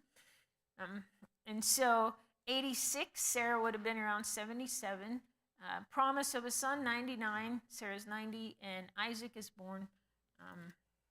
Depending on what Genesis 17 means, if Sarah's 90 when Isaac is born, or is she 90 when the promise happens. So she's somewhere around this age. Now, again, you see the humanness of Abraham and Sarah, because God did say that Abraham would father a biological son, and he did father a biological son, right, with Ishmael. So, but again, that isn't exactly what God intended. So he does have Isaac through Sarah. Now, look at Genesis chapter 22. So God is testing Abraham, and he says to Abraham in verse 2, take your son, your only son, whom you love, Yitzhak, Isaac, and go to the land of Moriah. It's suggested that Moriah is where Jerusalem is today. And offer him there as a burnt offering on one of the mountains of which I will tell you. So what is God doing? Is child sacrifice okay? Well, we don't have any laws yet that say it's not okay. What did Abraham think? This is a child that God promised him, and he's supposed to go kill him? That doesn't really make sense, does it? So what does Abraham do? Well, I think I need to tune up the donkey. That'll probably take a week or two. I probably should sharpen the knife or something like that. I must have to plow the North 40 field or something before we go. No, what does he do? He gets up early in the morning and he goes. If you were supposed to go sacrifice your kid, would you get up early the next day and do it? Wouldn't you want to stall a little bit? but he doesn't. It says early the next morning, he got up and he goes. He saddles his donkey. He takes his two of his young men with him and Isaac, and he brings the wood, and he goes on his journey. Now, we don't know if Sarah knew what was going on or not. It doesn't tell us. We do know that Abraham goes as God told him to do. And the third day, Abraham raises his eyes, sees the place from a distance. So the place God told him. So if it's Jerusalem, Abraham is down in Beersheba, which is south of Jerusalem. So he went north. And so what does Abraham do? Verse 5, he tells his young men, stay with the donkey. I and the lad will go over here. We're going to worship and come back to you. So Abraham takes the wood, makes Isaac carry the wood, takes the fire and the knife, and they walk together. And Isaac asks Dad, he says, Dad?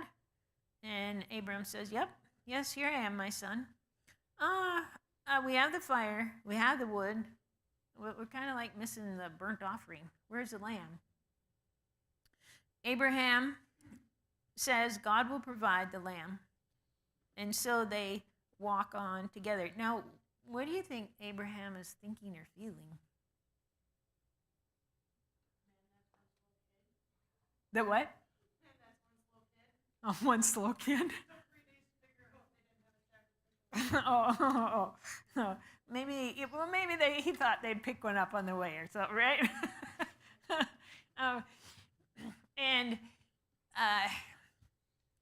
Is his heart breaking when he has to tell Isaac what he tells, that God's going to provide the lamb? Does Abraham think God's going to provide the lamb? Is Abraham stalling? Do you know what I'm saying? I mean, we don't know all of what Abraham is thinking. But when you get to verse 9, they come to the place God had told them. Abraham builds the altar, arranges the wood, and ties up his son Isaac and puts him on the altar on top of the wood. Now, how old is Isaac? 27? 20-something. Yeah, they do. People have argued that he was probably kind of old. Now,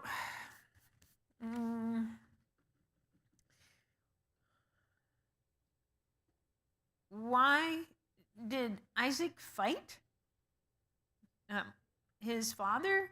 Now, verse 5, Abraham does say, I and the lad, which often would signal he's a little bit younger. We don't know, right? But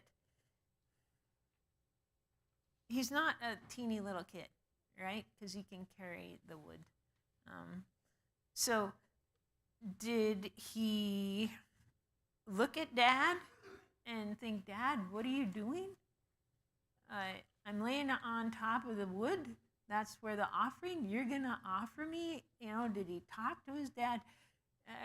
We don't know any of that stuff, right? But what does Abraham do? He doesn't cave.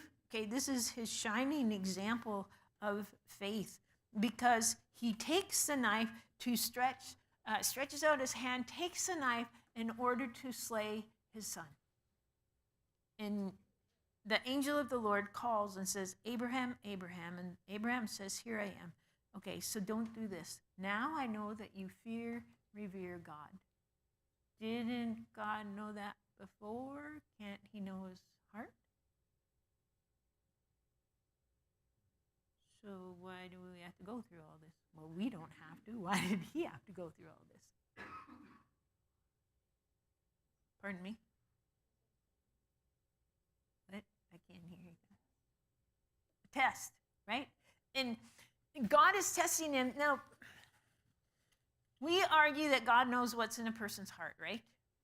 So does God know what's in Abraham's heart? So then God is testing him. Then in part, somehow the test has to be connected to Abraham also, right? And Abraham, to his credit, this is his son, the son of the promise. So if he kills him, he's dead. Does Abraham think he's going to be resurrected from life? We don't know because it doesn't say. But what we do know is Abraham does what God tells him to do, even if he doesn't fully understand it. He is obedient to the point where he is ready to kill his son because that's what God told him to do. So God does provide a ram in verse 13.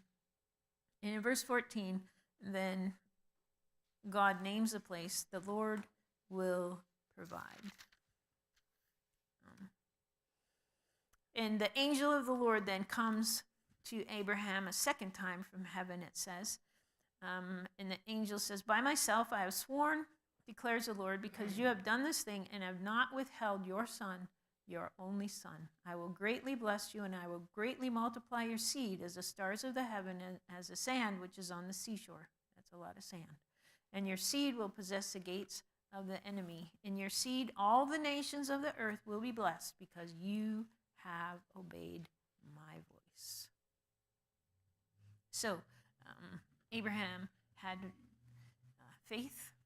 I don't know what he thought, but he did what God told him to do, and it was a good thing, right? So we see kind of wimped out in connection with his wife a few times, but this time, awesome. We do learn in Hebrews 11 that he was, the author of Hebrews says that Abraham was concluding that God was able to raise him up. Right. Now, how does the author of Hebrews know that?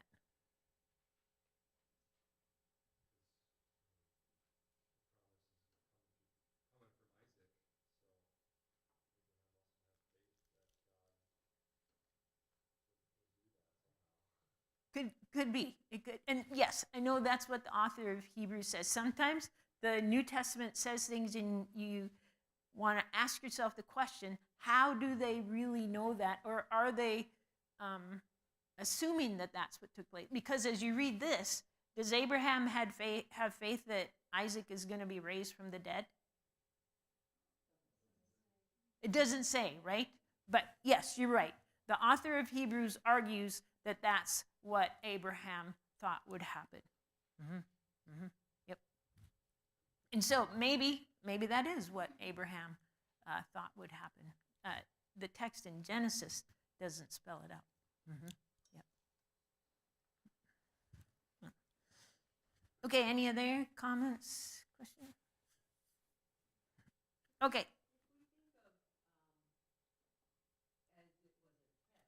Mm-hmm.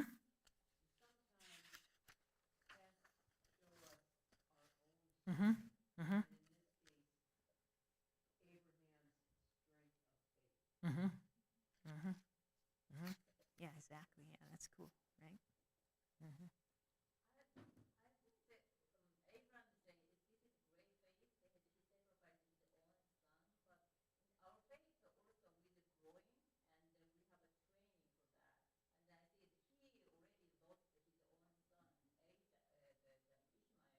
Mm-hmm.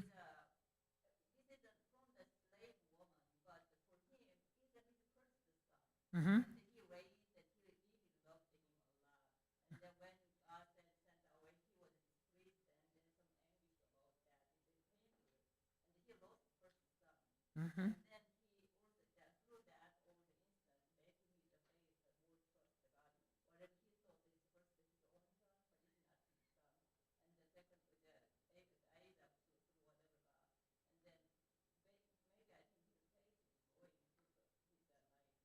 Mm-hmm. Mm-hmm. Mm-hmm. Mm-hmm. Mm-hmm. Even though he's old, right? Mm-hmm. Mm-hmm. Mm-hmm. Yep, it's never too old to grow and learn. Yep. Mm-hmm. Mm-hmm. Couldn't that be an Old Testament example of faith without works is dead? Also, Yeah. Yeah. the combination of the two is, the real deal. And so his testing was ultimately him showing the works Mm-hmm. going along with the faith. talk is cheap, right? You know, we can say we would do a lot of things, but when the rubber hits the road, you know, he was all set, right, with the knife in his hand. So exactly. Yep.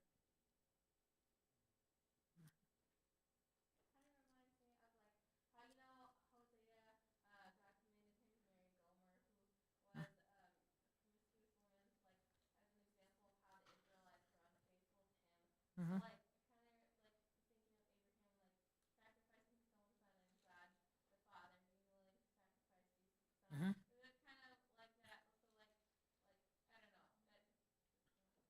Mm-hmm. Mm-hmm. Mm-hmm. Yeah, people draw parallels between the two because it makes that comment. Oh wait, I have to go back. Take your son in verse 2 of chapter 22, your only son whom you love. Uh-huh. Uh-huh. Yep. Yep. Cool. Okay. Then let us continue on in Genesis. So you have information about Isaac and Rebekah. So in Genesis chapter 25, verse 22, Isaac and Rebekah are not having children. And so Isaac prays to the Lord on behalf of his wife, and Rebekah conceives. And in verse 22, she feels this struggle going on inside of her, and it's taken about 20 years. We learn they were married. Isaac was 40 years old when he married Rebekah, and Rebekah was probably a lot younger than that. And Isaac is 60 when the twins are born. So it's around 20 years, a little less than 20 years. And they haven't been able to get pregnant, and now they're pregnant, and so Rebekah's pregnant, but she feels this struggle inside of her, and man, she doesn't want to lose the baby, right? Something goofy is going on inside, and so she talks to the Lord and says, "What's going on?" And the Lord answers and says to her in verse 23, "Two nations are in your womb, and two peoples will be separated from your body. One people will be stronger than the other, and the older will serve the younger." And so she gives birth to twins. And the first twin comes out, he's red all over, hairy, and also hairy, like a hairy garment. And so they call him Esau. And then the next one comes out, and he's holding on to his brother's heel, and so he is named Yaakov, Jacob. And you know the story. Esau, he likes to hunt, be out in whatever field, the wilderness. Jacob, he's cool. My Bible translate, he's like a peaceful man, and so he's okay with being close to home. And we see that Isaac loves his oldest son by not very many minutes. Esau, because he likes the wild game, but Rebekah, she loves Jacob. And so this will become a problem later. And we get a little taste of what Jacob, we don't have any slides for this, so I'll take it down. Jacob and Esau are like. Here, we'll put this one up.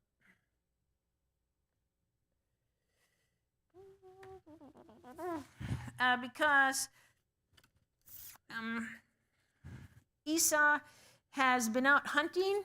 Jacob has cooked some stew. Esau comes in and says, "Oh man, let me have a swallow of that red stuff because I'm famished."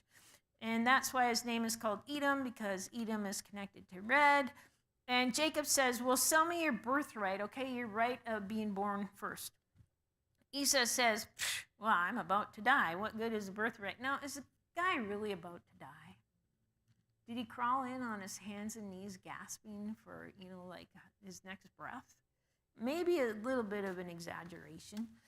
So Jacob said, "Well, swear to me." So he swears, and he sells his birthright to Jacob. And so Jacob gives him some bread and stew. And so the author of Genesis tells us, thus Esau despised his birthright.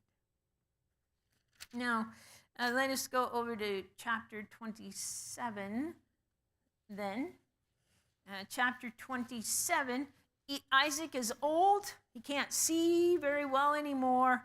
And he calls his older son Esau, and he wants to give him a blessing before he dies.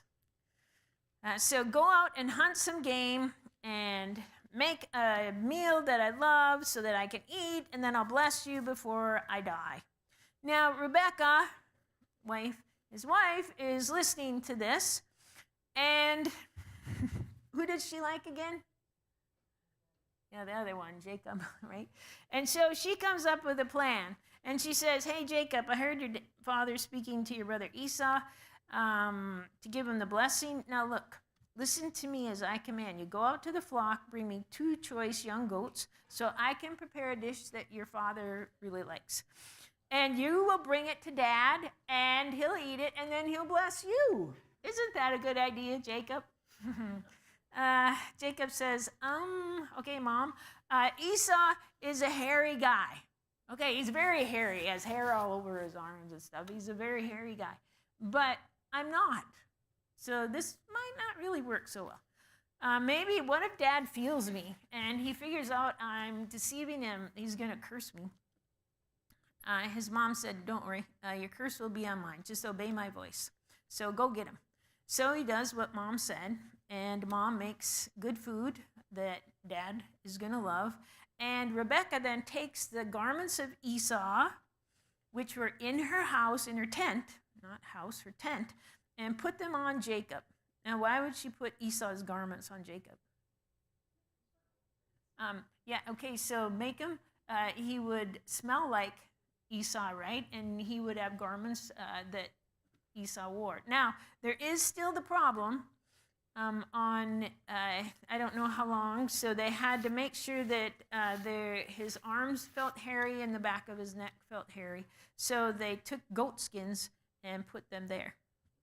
And so Jacob goes to Dad and says, my father. And Dad says, oh, here I am. Who are you, my son? Jacob says, I'm Esau, your firstborn. Lie, lie, lie. I have done as you told me.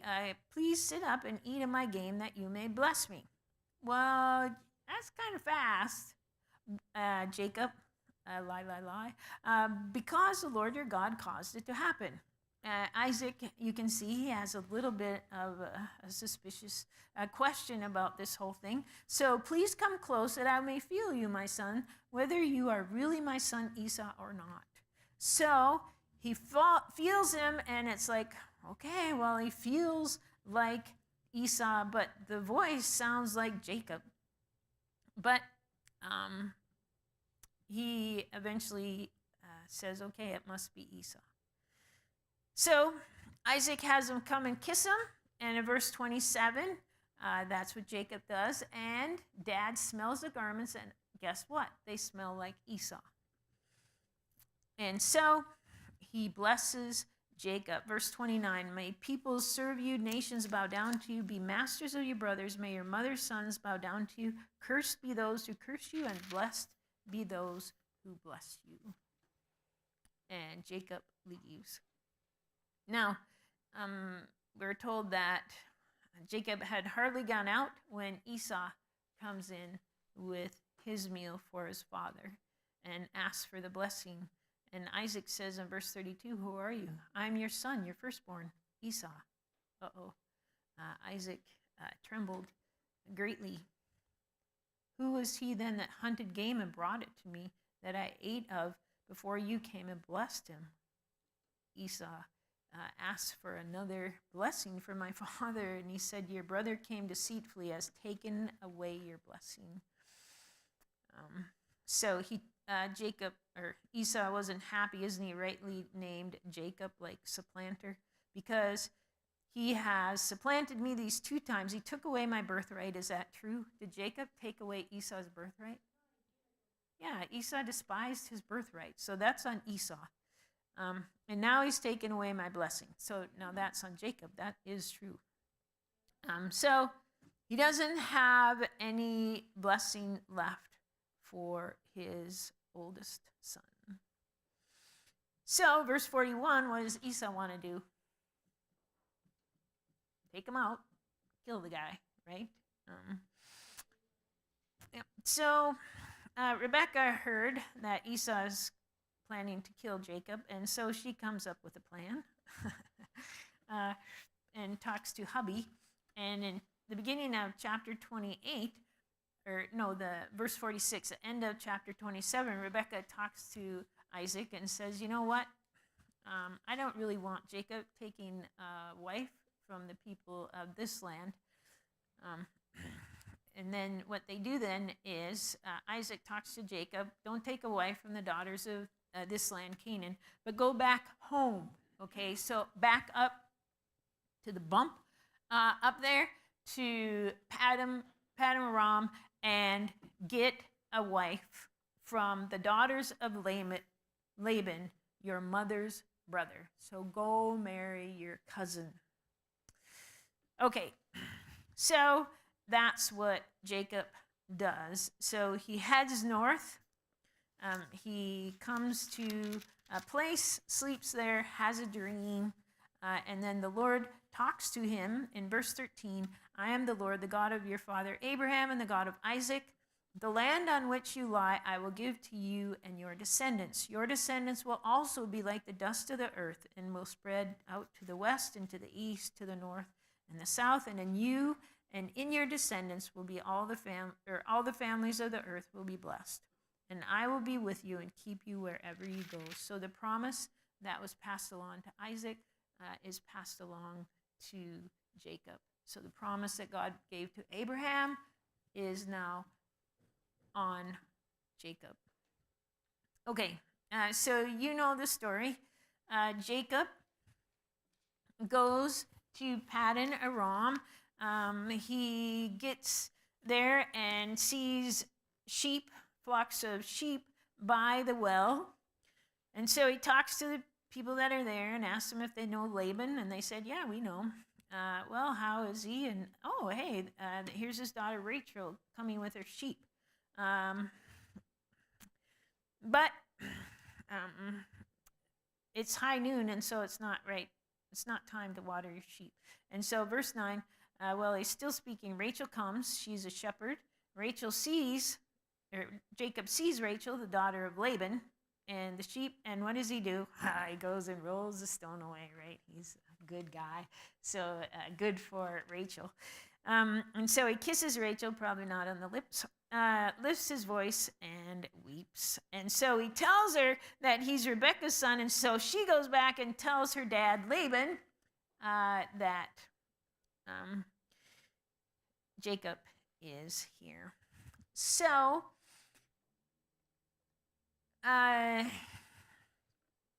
Laban, eventually in verse 15, asked Jacob, what would you want? Okay, you've been here for like a month, and you've been serving me, but I should pay you. I should give you some wages. And so we're told Laban has two daughters. The older is Leah, the younger is Rachel. And Jacob loves Rachel. But look, we're told in verse 17 that Leah's eyes are weak. I don't know what that means. So she's not as beautiful as her sister Rachel. And Jacob loves Rachel, and I'll serve you 7 years for your younger daughter Rachel. And so Laban says, okay, that's a good idea. And look at this, verse 20. Jacob served Rachel for 7 years, and they seemed to him but a few days because of his love for her. So that is isn't that sweet? Yes. Okay, so it's time now to have the wedding, and it's evening, and verse 23. Laban takes Leah and puts her in the tent. And Jacob has maybe had a little too much wine or something to drink. He goes into the tent, has sex with the lady that's in there, thinking it's Rachel, and wakes up in the morning. Oh, you're not Rachel. It was Leah. Now, he has had sex with her, so that's too bad. He needs to take her as a wife. And he goes out to his uncle Laban and confronts him and says, verse 25, I served all this time for Rachel. Why did you deceive me? Now, it's interesting because earlier in the text, that's what Jacob did to Esau. So you get the idea that what goes around comes around. Okay, Jacob was deceitful. Now, Uncle Laban is deceitful. Now, notice it's Uncle Laban and his mom, Rebecca. So maybe, I don't know, maybe that family, they're a little sneaky or something like that. Okay, so we have mom coming up with the plan about deceiving dad. We have Laban that deceives Jacob, gives the wrong daughter. But Laban says, it's not our practice to marry off the younger before the firstborn. So, okay, this is what we're going to do, Jacob. Spend the week with Leah. At the end of the week, I will give you Rachel. Oh, and you need to serve another 7 years for her. Okay, so yeah, that's part of the bargain.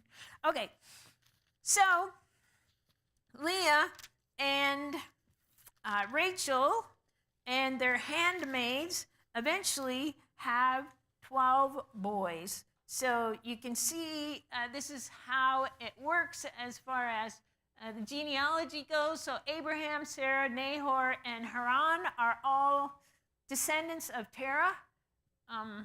Sarah's the only girl in that line. They have Isaac and Jacob.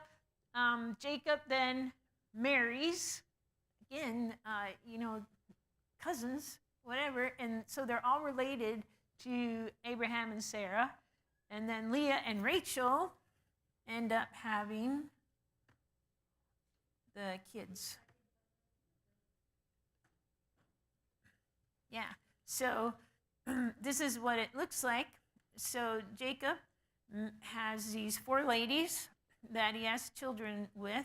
So Leah and Zilpah. Zilpah is Leah's handmaid. Remember, in those days, you could sleep with your wife's handmaid, and those children were legitimate children.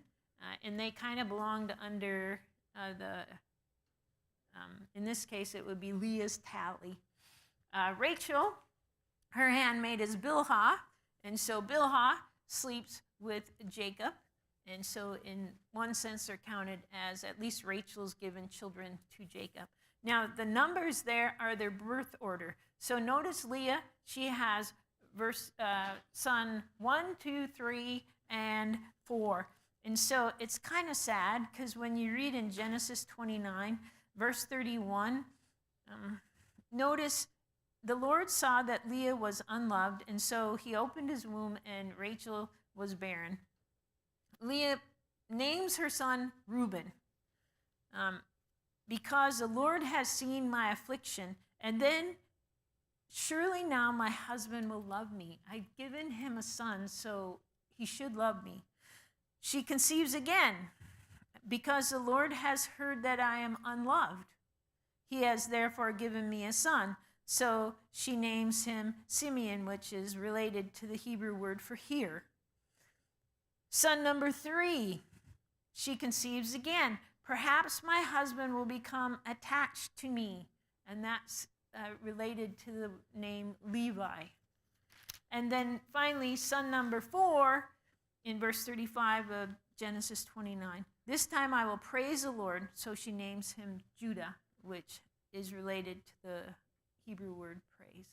So the poor lady, she's not loved, but finally she gives up and just praises the Lord.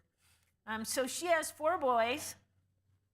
Rachel isn't having kids, so she gives her handmaid Bilhah to Jacob, and she becomes pregnant. So you have sons number 5 and 6, Dan and Naphtali.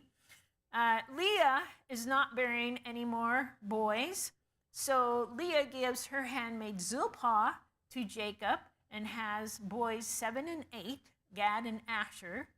Now Leah then bears 2 more sons, Issachar and Zebulun. And how many does Rachel have? 0. Okay, she has no sons at all. And that's not a good thing being a wife. Finally, though, finally, God gives her a son, Joseph. And Joseph you know about Joseph. And then later on, a number of years later, she gets Benjamin. So by that time, they are back into the land of Israel, and she dies giving birth to Benjamin. She names him Ben-Oni, which is son of my affliction, and she ends up dying, and Jacob changes it to Benjamin, son of my right hand. Okay. So that is kind of the family. Now go to Genesis 37. Genesis 37. Oh, we have all sorts of time to go through Joseph. Okay, good. So Genesis 37. So we're to Joseph. So notice Joseph is son number 11. He has a whole bunch of older brothers. We know that Leah had one daughter because Dinah ends up getting raped in the latter part of Genesis. And we know in another part it talks about Jacob had daughters, plural, but we only know the name of one of them, Dinah. Okay, so Jacob is the young punk in chapter 1, or chapter 37, verse 2. We're told Joseph is 17 years old, and he's pasturing the flock with his brothers, and he's doing that along with Bilhah's sons and Zilpah's sons and sons of his father's wives.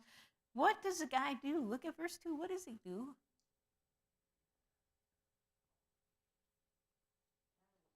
Yes, he tattles. He brings back a bad report on his brothers. Okay, now, he is son number 11. And in that culture, who do you respect?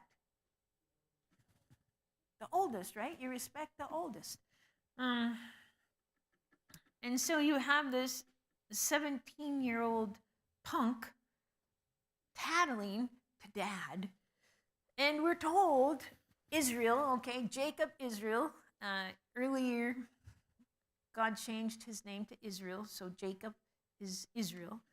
So Israel, Jacob, loves Joseph more than all his sons because he was the son of his old age and also because he was the son of the wife he loved the most. And look, he gives him a special garment, whether it's multicolored or some say it was longer, a longer garment. That's a good way to treat your kids, right? Give the youngest one, the one of the favorite wife, some special garment. Did anybody else get a special garment? No, what's that going to do? Right? Okay, this is not going to help these people get along. And his brothers, they see that dad loves Joseph more than all of them, and so they hate him. And then Joseph, now is Joseph like totally out to lunch here? He has a dream, and he tells the dream to his brothers, and they hate him even more. And what is the dream? Okay, so they're binding sheaves. So when you go out and you harvest your grain, you cut it down by the ground, and then you take and you bind them together so that then you can haul your bundles to the threshing floor and separate the grain from the rest of the stalk, and then you can have your grain. So they're binding sheaves in the field. My sheaf rose up and stood up straight, and all your sheaves gathered around and bowed down to my sheaf. Why would you tell that to your brothers? You have to have some clue that they hate you. Maybe he's a little slow in that department. Now, then the brothers say, are you actually going to reign and rule over us? They hated him even more. In that culture, it's the oldest, right? So it would be Reuben that would take over after dad died. Not this young guy down here. It would be an older brother. So this guy's really pushing things. Now, in verse 9, he has another dream, and he tells it to his brothers again. The sun, the moon, and 11 stars were bowing down to me. He told Dad was here, and the dad rebukes him. Shall I and your mother and your brothers actually come to bow ourselves down before you to the ground? Okay, again, not common. You bow before your parents, not the other way around. And his brothers are jealous, but his father kept this saying in mind. And so, the brothers, they're pasturing sheep, so they're up north in Shechem. And so Dad sends Joseph to go check on them, see what's happening. And he meets them. Eventually, he finds them in the area of Dothan. And so the brothers see him coming, and they say, man, let's get rid of this brother of ours. I don't know, how could you kill your own brother? But think of how annoying this guy is, right? I mean, he's kind of sort of done it to yourself, but it's still a little steep to kill your brother. So let's kill him. We'll throw him into one of the pits and say a wild beast has devoured him. Then let's see what happens to his dreams. Reuben, now what number is Reuben? He's the number 1 son, right? Okay, so he's the oldest.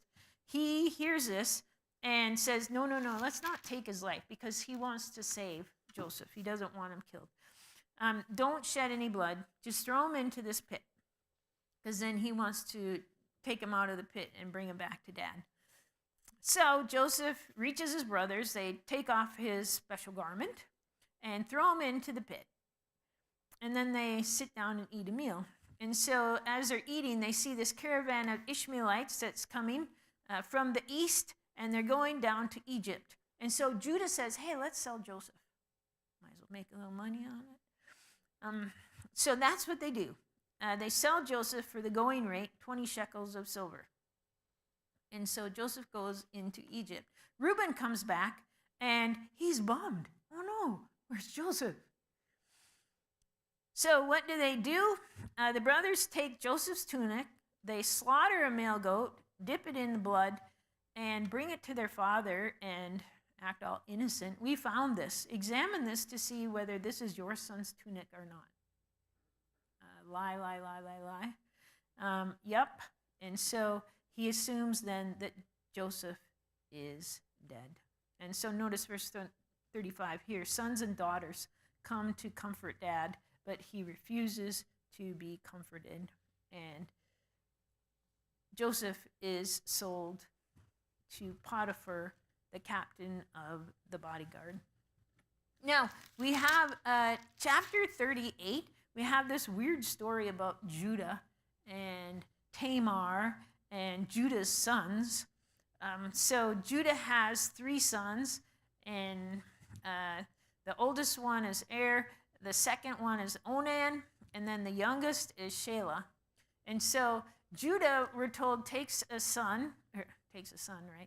daughter, a woman, for his son, Er, his firstborn, and her name is Tamar.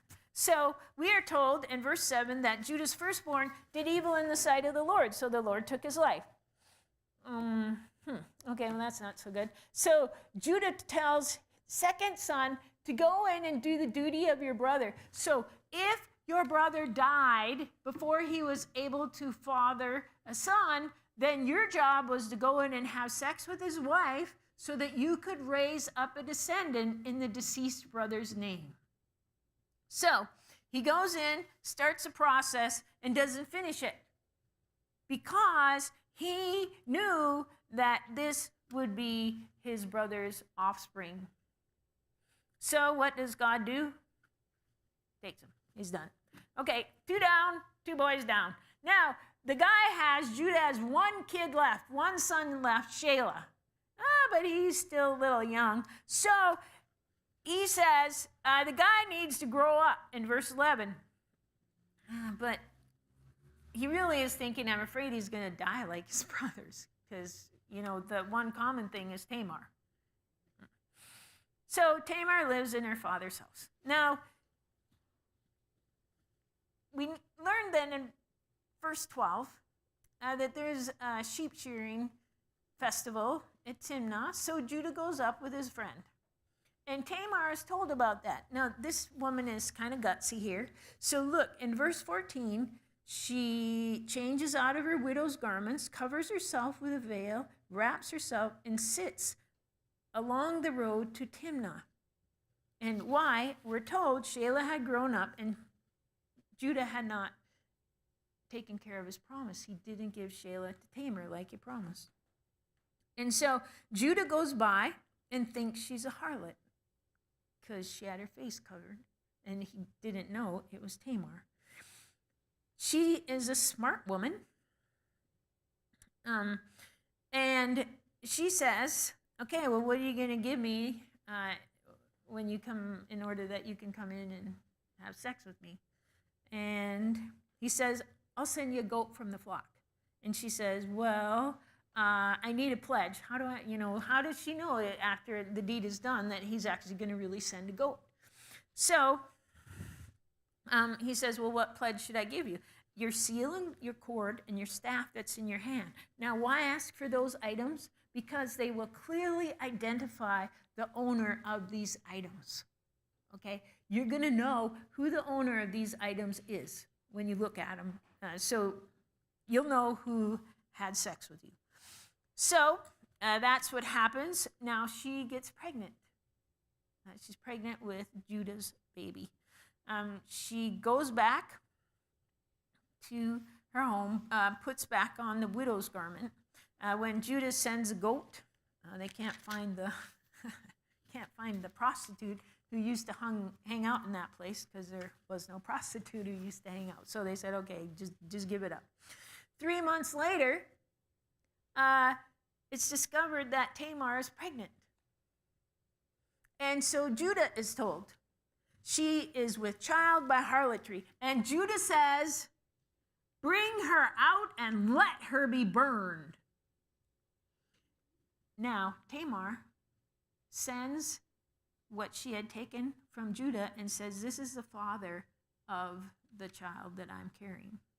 So examine these and see whose signet ring and cords and staff these are. So Judah realizes that they are his, and he says, she is more righteous than I, because I didn't give her my son Shelah.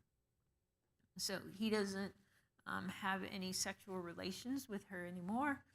When she gives birth, they're actually twins, and she has Perez and Zerah. And in the genealogy of Jesus, Tamar is mentioned in the genealogy of Jesus, because Perez, if I remember correctly, is the son who is in the genealogy of Jesus. Why does Jesus have such questionable people in his genealogy? Shouldn't he have people with stellar records? When you look at the genealogy of Jesus, or Rahab is listed, it suggested that Rahab is the same one in Joshua. Tamar is listed. Bathsheba is listed. What do you know about Bathsheba? Yeah, David had sex with her, right, when she was still married. But she ends up being the mother of Solomon. So is Jesus concerned about his lineage? In the sense he just wants perfect people? Perfect people. No, he doesn't care. These people are in the lineage of Jesus. So why do we have this information about Judah smack dab? It just seems like it's stuck here because we're talking about Joseph in 37. Look, in 39 we go back to Joseph. Okay, let's see if we can figure it out. So Joseph, you know the story, taken down to Egypt, sold to Potiphar, who is a captain of the bodyguard of Pharaoh. Does a good job. Everything prospers in verse 3 when Joseph is working for Potiphar. And the problem is, verse 6, Joseph is good looking. He's a good looking guy, okay? Handsome in form and appearance, it says. And so Potiphar's wife has roving eyes, and she decides that she wants to sleep with Joseph. Now, Joseph, to his credit, verse 8, no. Your master, my master has put everything that he owns in charge. I can't do this. You're his wife. It's not right for me to sleep with you. Now, look she doesn't quit. My goodness, she nags him day after day and wants him to sleep with her. Finally, one day, there weren't any men in the household there, and she grabs him by the garment and says, lay with me. He takes off like a shot. Okay? He's not doing this. And so she has his garment in her hand. And what does she do? This is not a very nice lady. I guess she could maybe figure that out because she wants to sleep with the guy. And so she lies. She calls the men of her household. See, he has brought in a Hebrew to make sport of us. He came to lie with me, and I screamed. Lie, lie, lie, lie, lie. I raised my voice and screamed, and he left his garment beside me and fled outside. When her husband came home, she told him the same lie. And whether or not, I don't know, there's some question people suggested, Potiphar believed it, did he not? Whenever he believed, Joseph ends up being thrown in prison. But look at verse 21 of Genesis 39. God is with Joseph, right? And so he has favor in the sight of the chief jailer. And so Joseph is put in charge of all the prisoners who are in the jail, and whatever was done there, he was responsible for it. He didn't even supervise anything under Joseph's charge because the Lord was with him. Whatever he did, the Lord made to prosper. Okay, so you know these two guys have the dreams, the cupbearer and the baker. So Pharaoh is mad at these guys, so he throws them in jail. And they have a dream, and they tell Joseph about their dream. Because Joseph said, verse 8 of chapter 40, do not interpretations belong to God, tell them to me. So the chief cupbearer says there's a vine, and there are 3 branches, and there are blossoms and clusters of ripe grapes. And Pharaoh's cup was in my hand, so I took the grapes, squeezed them in Pharaoh's cup, and I put the cup in Pharaoh's hand. Oh, okay, so this is the interpretation. 3 branches are 3 days. Within 3 more days, Pharaoh will lift up your head and restore you to your office. Okay, and you'll do what you did before. So remember me and mention me to Pharaoh so that I can get out of prison. Okay, so the baker, well, that's a good interpretation. So he has 3 baskets of white bread on his head, and birds are eating them out of the basket. And so Joseph said, in 3 days, Pharaoh's going to lift up your head from you and hang you on a tree, and the birds will eat your flesh off you. Well, that wasn't such a happy one for him. Okay, and so that's exactly what happened. Verse 23, cupbearer did not remember Joseph, but forgot him. Okay, so then we go to chapter 41. 2 years have passed, and Pharaoh has these dreams about the cows and the corn, and nobody can interpret the dream. So again, in those days, they thought dreams were from God, and so you had to pay attention to your dreams. And so the baker, or the cupbearer, said to Pharaoh in verse 9, tells him about, verse 12, this Hebrew youth, and he interpreted our dreams. And it came about what he said. So Pharaoh calls for Joseph, and look, verse 14. I think this is interesting. They had him shave. So Hebrews, they suggest they would have beards, but Egyptians, they were clean shaven. So he changes his clothes, shaves, and comes to Pharaoh. And so Pharaoh tells Joseph his dream about the cows, the fat ones, and then the skinny ones, and then the corn, the full ears, 7 full ears, and 7 withered ears. And the withered ears, the thin ones, swallow the good ears, but none of my people could explain it to me. And so Joseph says, verse 25, God has told Pharaoh what he's about to do. And you know the story. The 7 good ones are the good years, and the bad ones, there's going to be 7 bad years. And so Joseph says,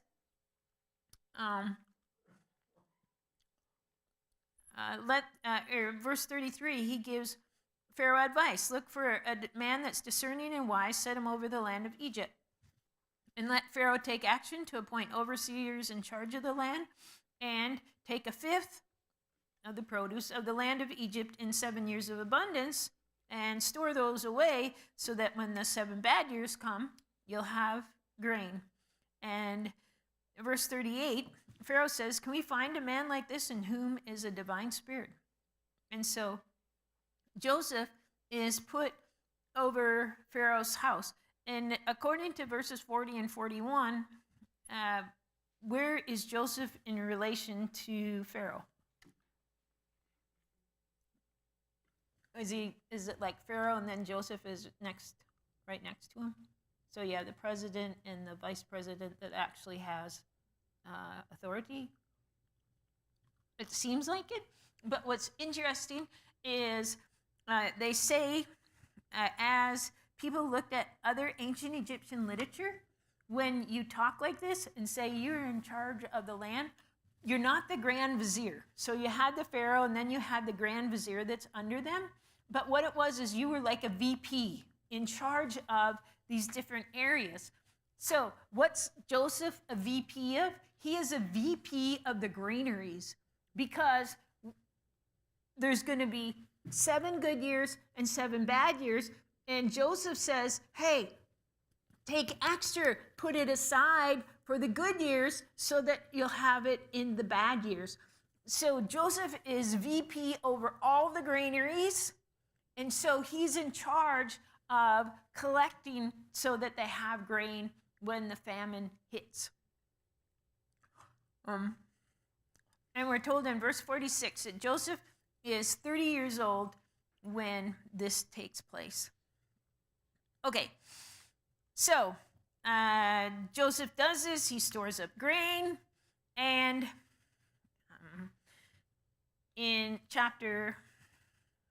at the end of chapter 41, the famine hits. Chapter 42, Jacob, the famine hits in his part of the world too, and Jacob sees there's grain in Egypt, so he sends his 10 sons. Joseph is dead, he thinks, and Benjamin he's not sending. Why wouldn't he send Benjamin? Because the last child of Rachel's. So they go to Egypt to buy grain. And Joseph is a ruler, and look at verse 6. He's the one who sold to all the people of the land. So again, another support for him being the vice president in charge of the granaries. He's there selling the grain. He sees his brothers, and he recognizes them. And it says he disguises himself to them and speaks to them harshly. Now, he's not speaking to them in their language. He's speaking Egyptian. As we continue reading, we see that Joseph used an interpreter when he talked to his brothers. Okay, so he's playing this thing out because he has a plan. And so notice in verse 9, Joseph accuses his brothers of being spies. They're spies. They've come to look at the undefended parts of the land. They said, no, we just come to buy food. We're all sons of one man. We're honest. We're not spies. Nope, you've come to spy out the land. And they tell him, no, we had 12 brothers. The youngest one is with our father, and one is no longer alive. It is, as I said to your spies, by this you will be tested. By the life of Pharaoh, verse 15, you will not go from this place unless your youngest brother comes here. You need to bring the youngest brother here. And send one of them to get your brother while you remain in jail. But if not, you are surely spies. So they're thrown in jail for 3 days. Okay, so on the 3rd day, Joseph says, okay, let one of your brothers remain behind, and then you guys go back. And bring your youngest brother back to me, and you won't die. Now, look, they're talking among themselves. Truly, we are guilty concerning our brother because we saw the distress of his soul when he pleaded with us, yet we wouldn't listen to him. So that's why this has come upon us. And Reuben said, didn't I tell you don't sin against this boy? And you wouldn't listen. Now comes a reckoning for his blood. And look at verse 23. Joseph knows, okay, what they said because he's been using an interpreter. And so he turns away from them and weeps, and then he takes Simeon, son number 2, and keeps him. And he puts the money back in the brothers' sacks. Okay. And so they're a little nervous about that in verse 28. Okay, so they come back to the land, and the famine doesn't get any better. So they are going to have to go back to Egypt. So chapter 43. Dad says, go buy us some food. Judah said, you know what? We need to bring Benjamin. We're not going to get any food unless we bring Benjamin. And Dad is mad because, look, verse 6. Why'd you tell him you had a brother, big dummies? Well, how are they supposed to know that Joseph is going to want to see the brother, right? And so he questioned us specifically, okay, is your father alive? Do you have another brother? So we answered the question, how on earth are we supposed to know that he would want the brother? Notice who says, Judah says to his father Israel, send the lad with me, and we will go, and I will take his place. Okay, you may hold me responsible for him if I don't bring him back to you. I will bear the blame of that forever. If we hadn't delayed, we could have been there and back twice. Okay, fine, Dad says. Bring him some presents when you go. Take double the money in your hand because of what came back last time. Okay, so they go. Verse 16 then, Joseph sees Benjamin, and he says, bring him in, and they're going to eat with me. So he brings them in, and these guys are nervous. Why would this VP of the granaries take such an interest in him? And so they tell him, you know, that all the money was in our sack, and we brought it back here. So we don't know who put it in there. And he says, well, don't worry. Your God and the God of your ancestors have given you treasure in your sack. I had your money. And so he brings out Simeon. And so he asks about Dad. Verse 27, is he well? Yep, he's well. He's still alive. And he sees Benjamin and says, is this your youngest brother? And notice Joseph has a moment here. Look, verse 30, he's deeply stirred, and he has to go and weep because of seeing his full brother. And so they served the meal, and the Egyptians ate by themselves because they couldn't eat with Hebrews. But notice verse 33, they're seated in birth order. Okay, if you have 12 kids, are you going to have a pretty good idea who the oldest is? Who the youngest is? What about when you get in the middle? You know, you might make a mistake. Obviously, if you're your children, they're your children, you're not going to. But if somebody doesn't know, right? You might goof up a little bit in the middle. But these guys are seated in birth order. And he gives Benjamin 5 times as much as theirs. What is going on? Now, okay, so he keeps on and he tells them, again, put the money back in their sack and put my cup of divination in Benjamin's sack. Why does Joseph have a cup of divination? What does that mean, a cup of divination? Is divination okay to do? Later on in the Old Testament, it says that's a no-no. What does it mean to divinate? I don't know if that's a word.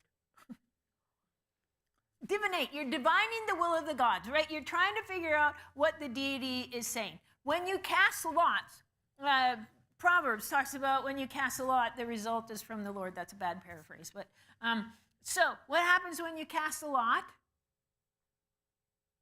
You're trying to figure out what God wants you to do, right? In the New Testament, remember they had to find somebody to replace Judas? How did they do that?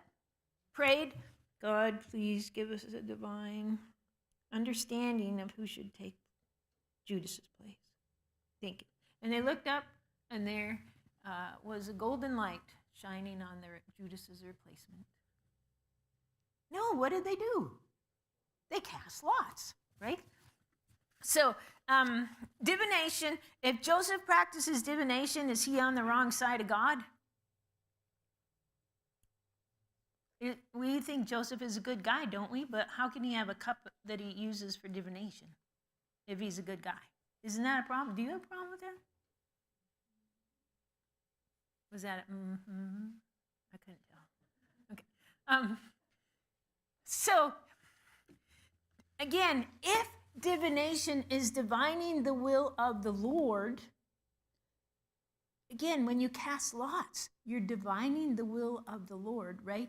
So divination in and of itself isn't bad. When is divination bad?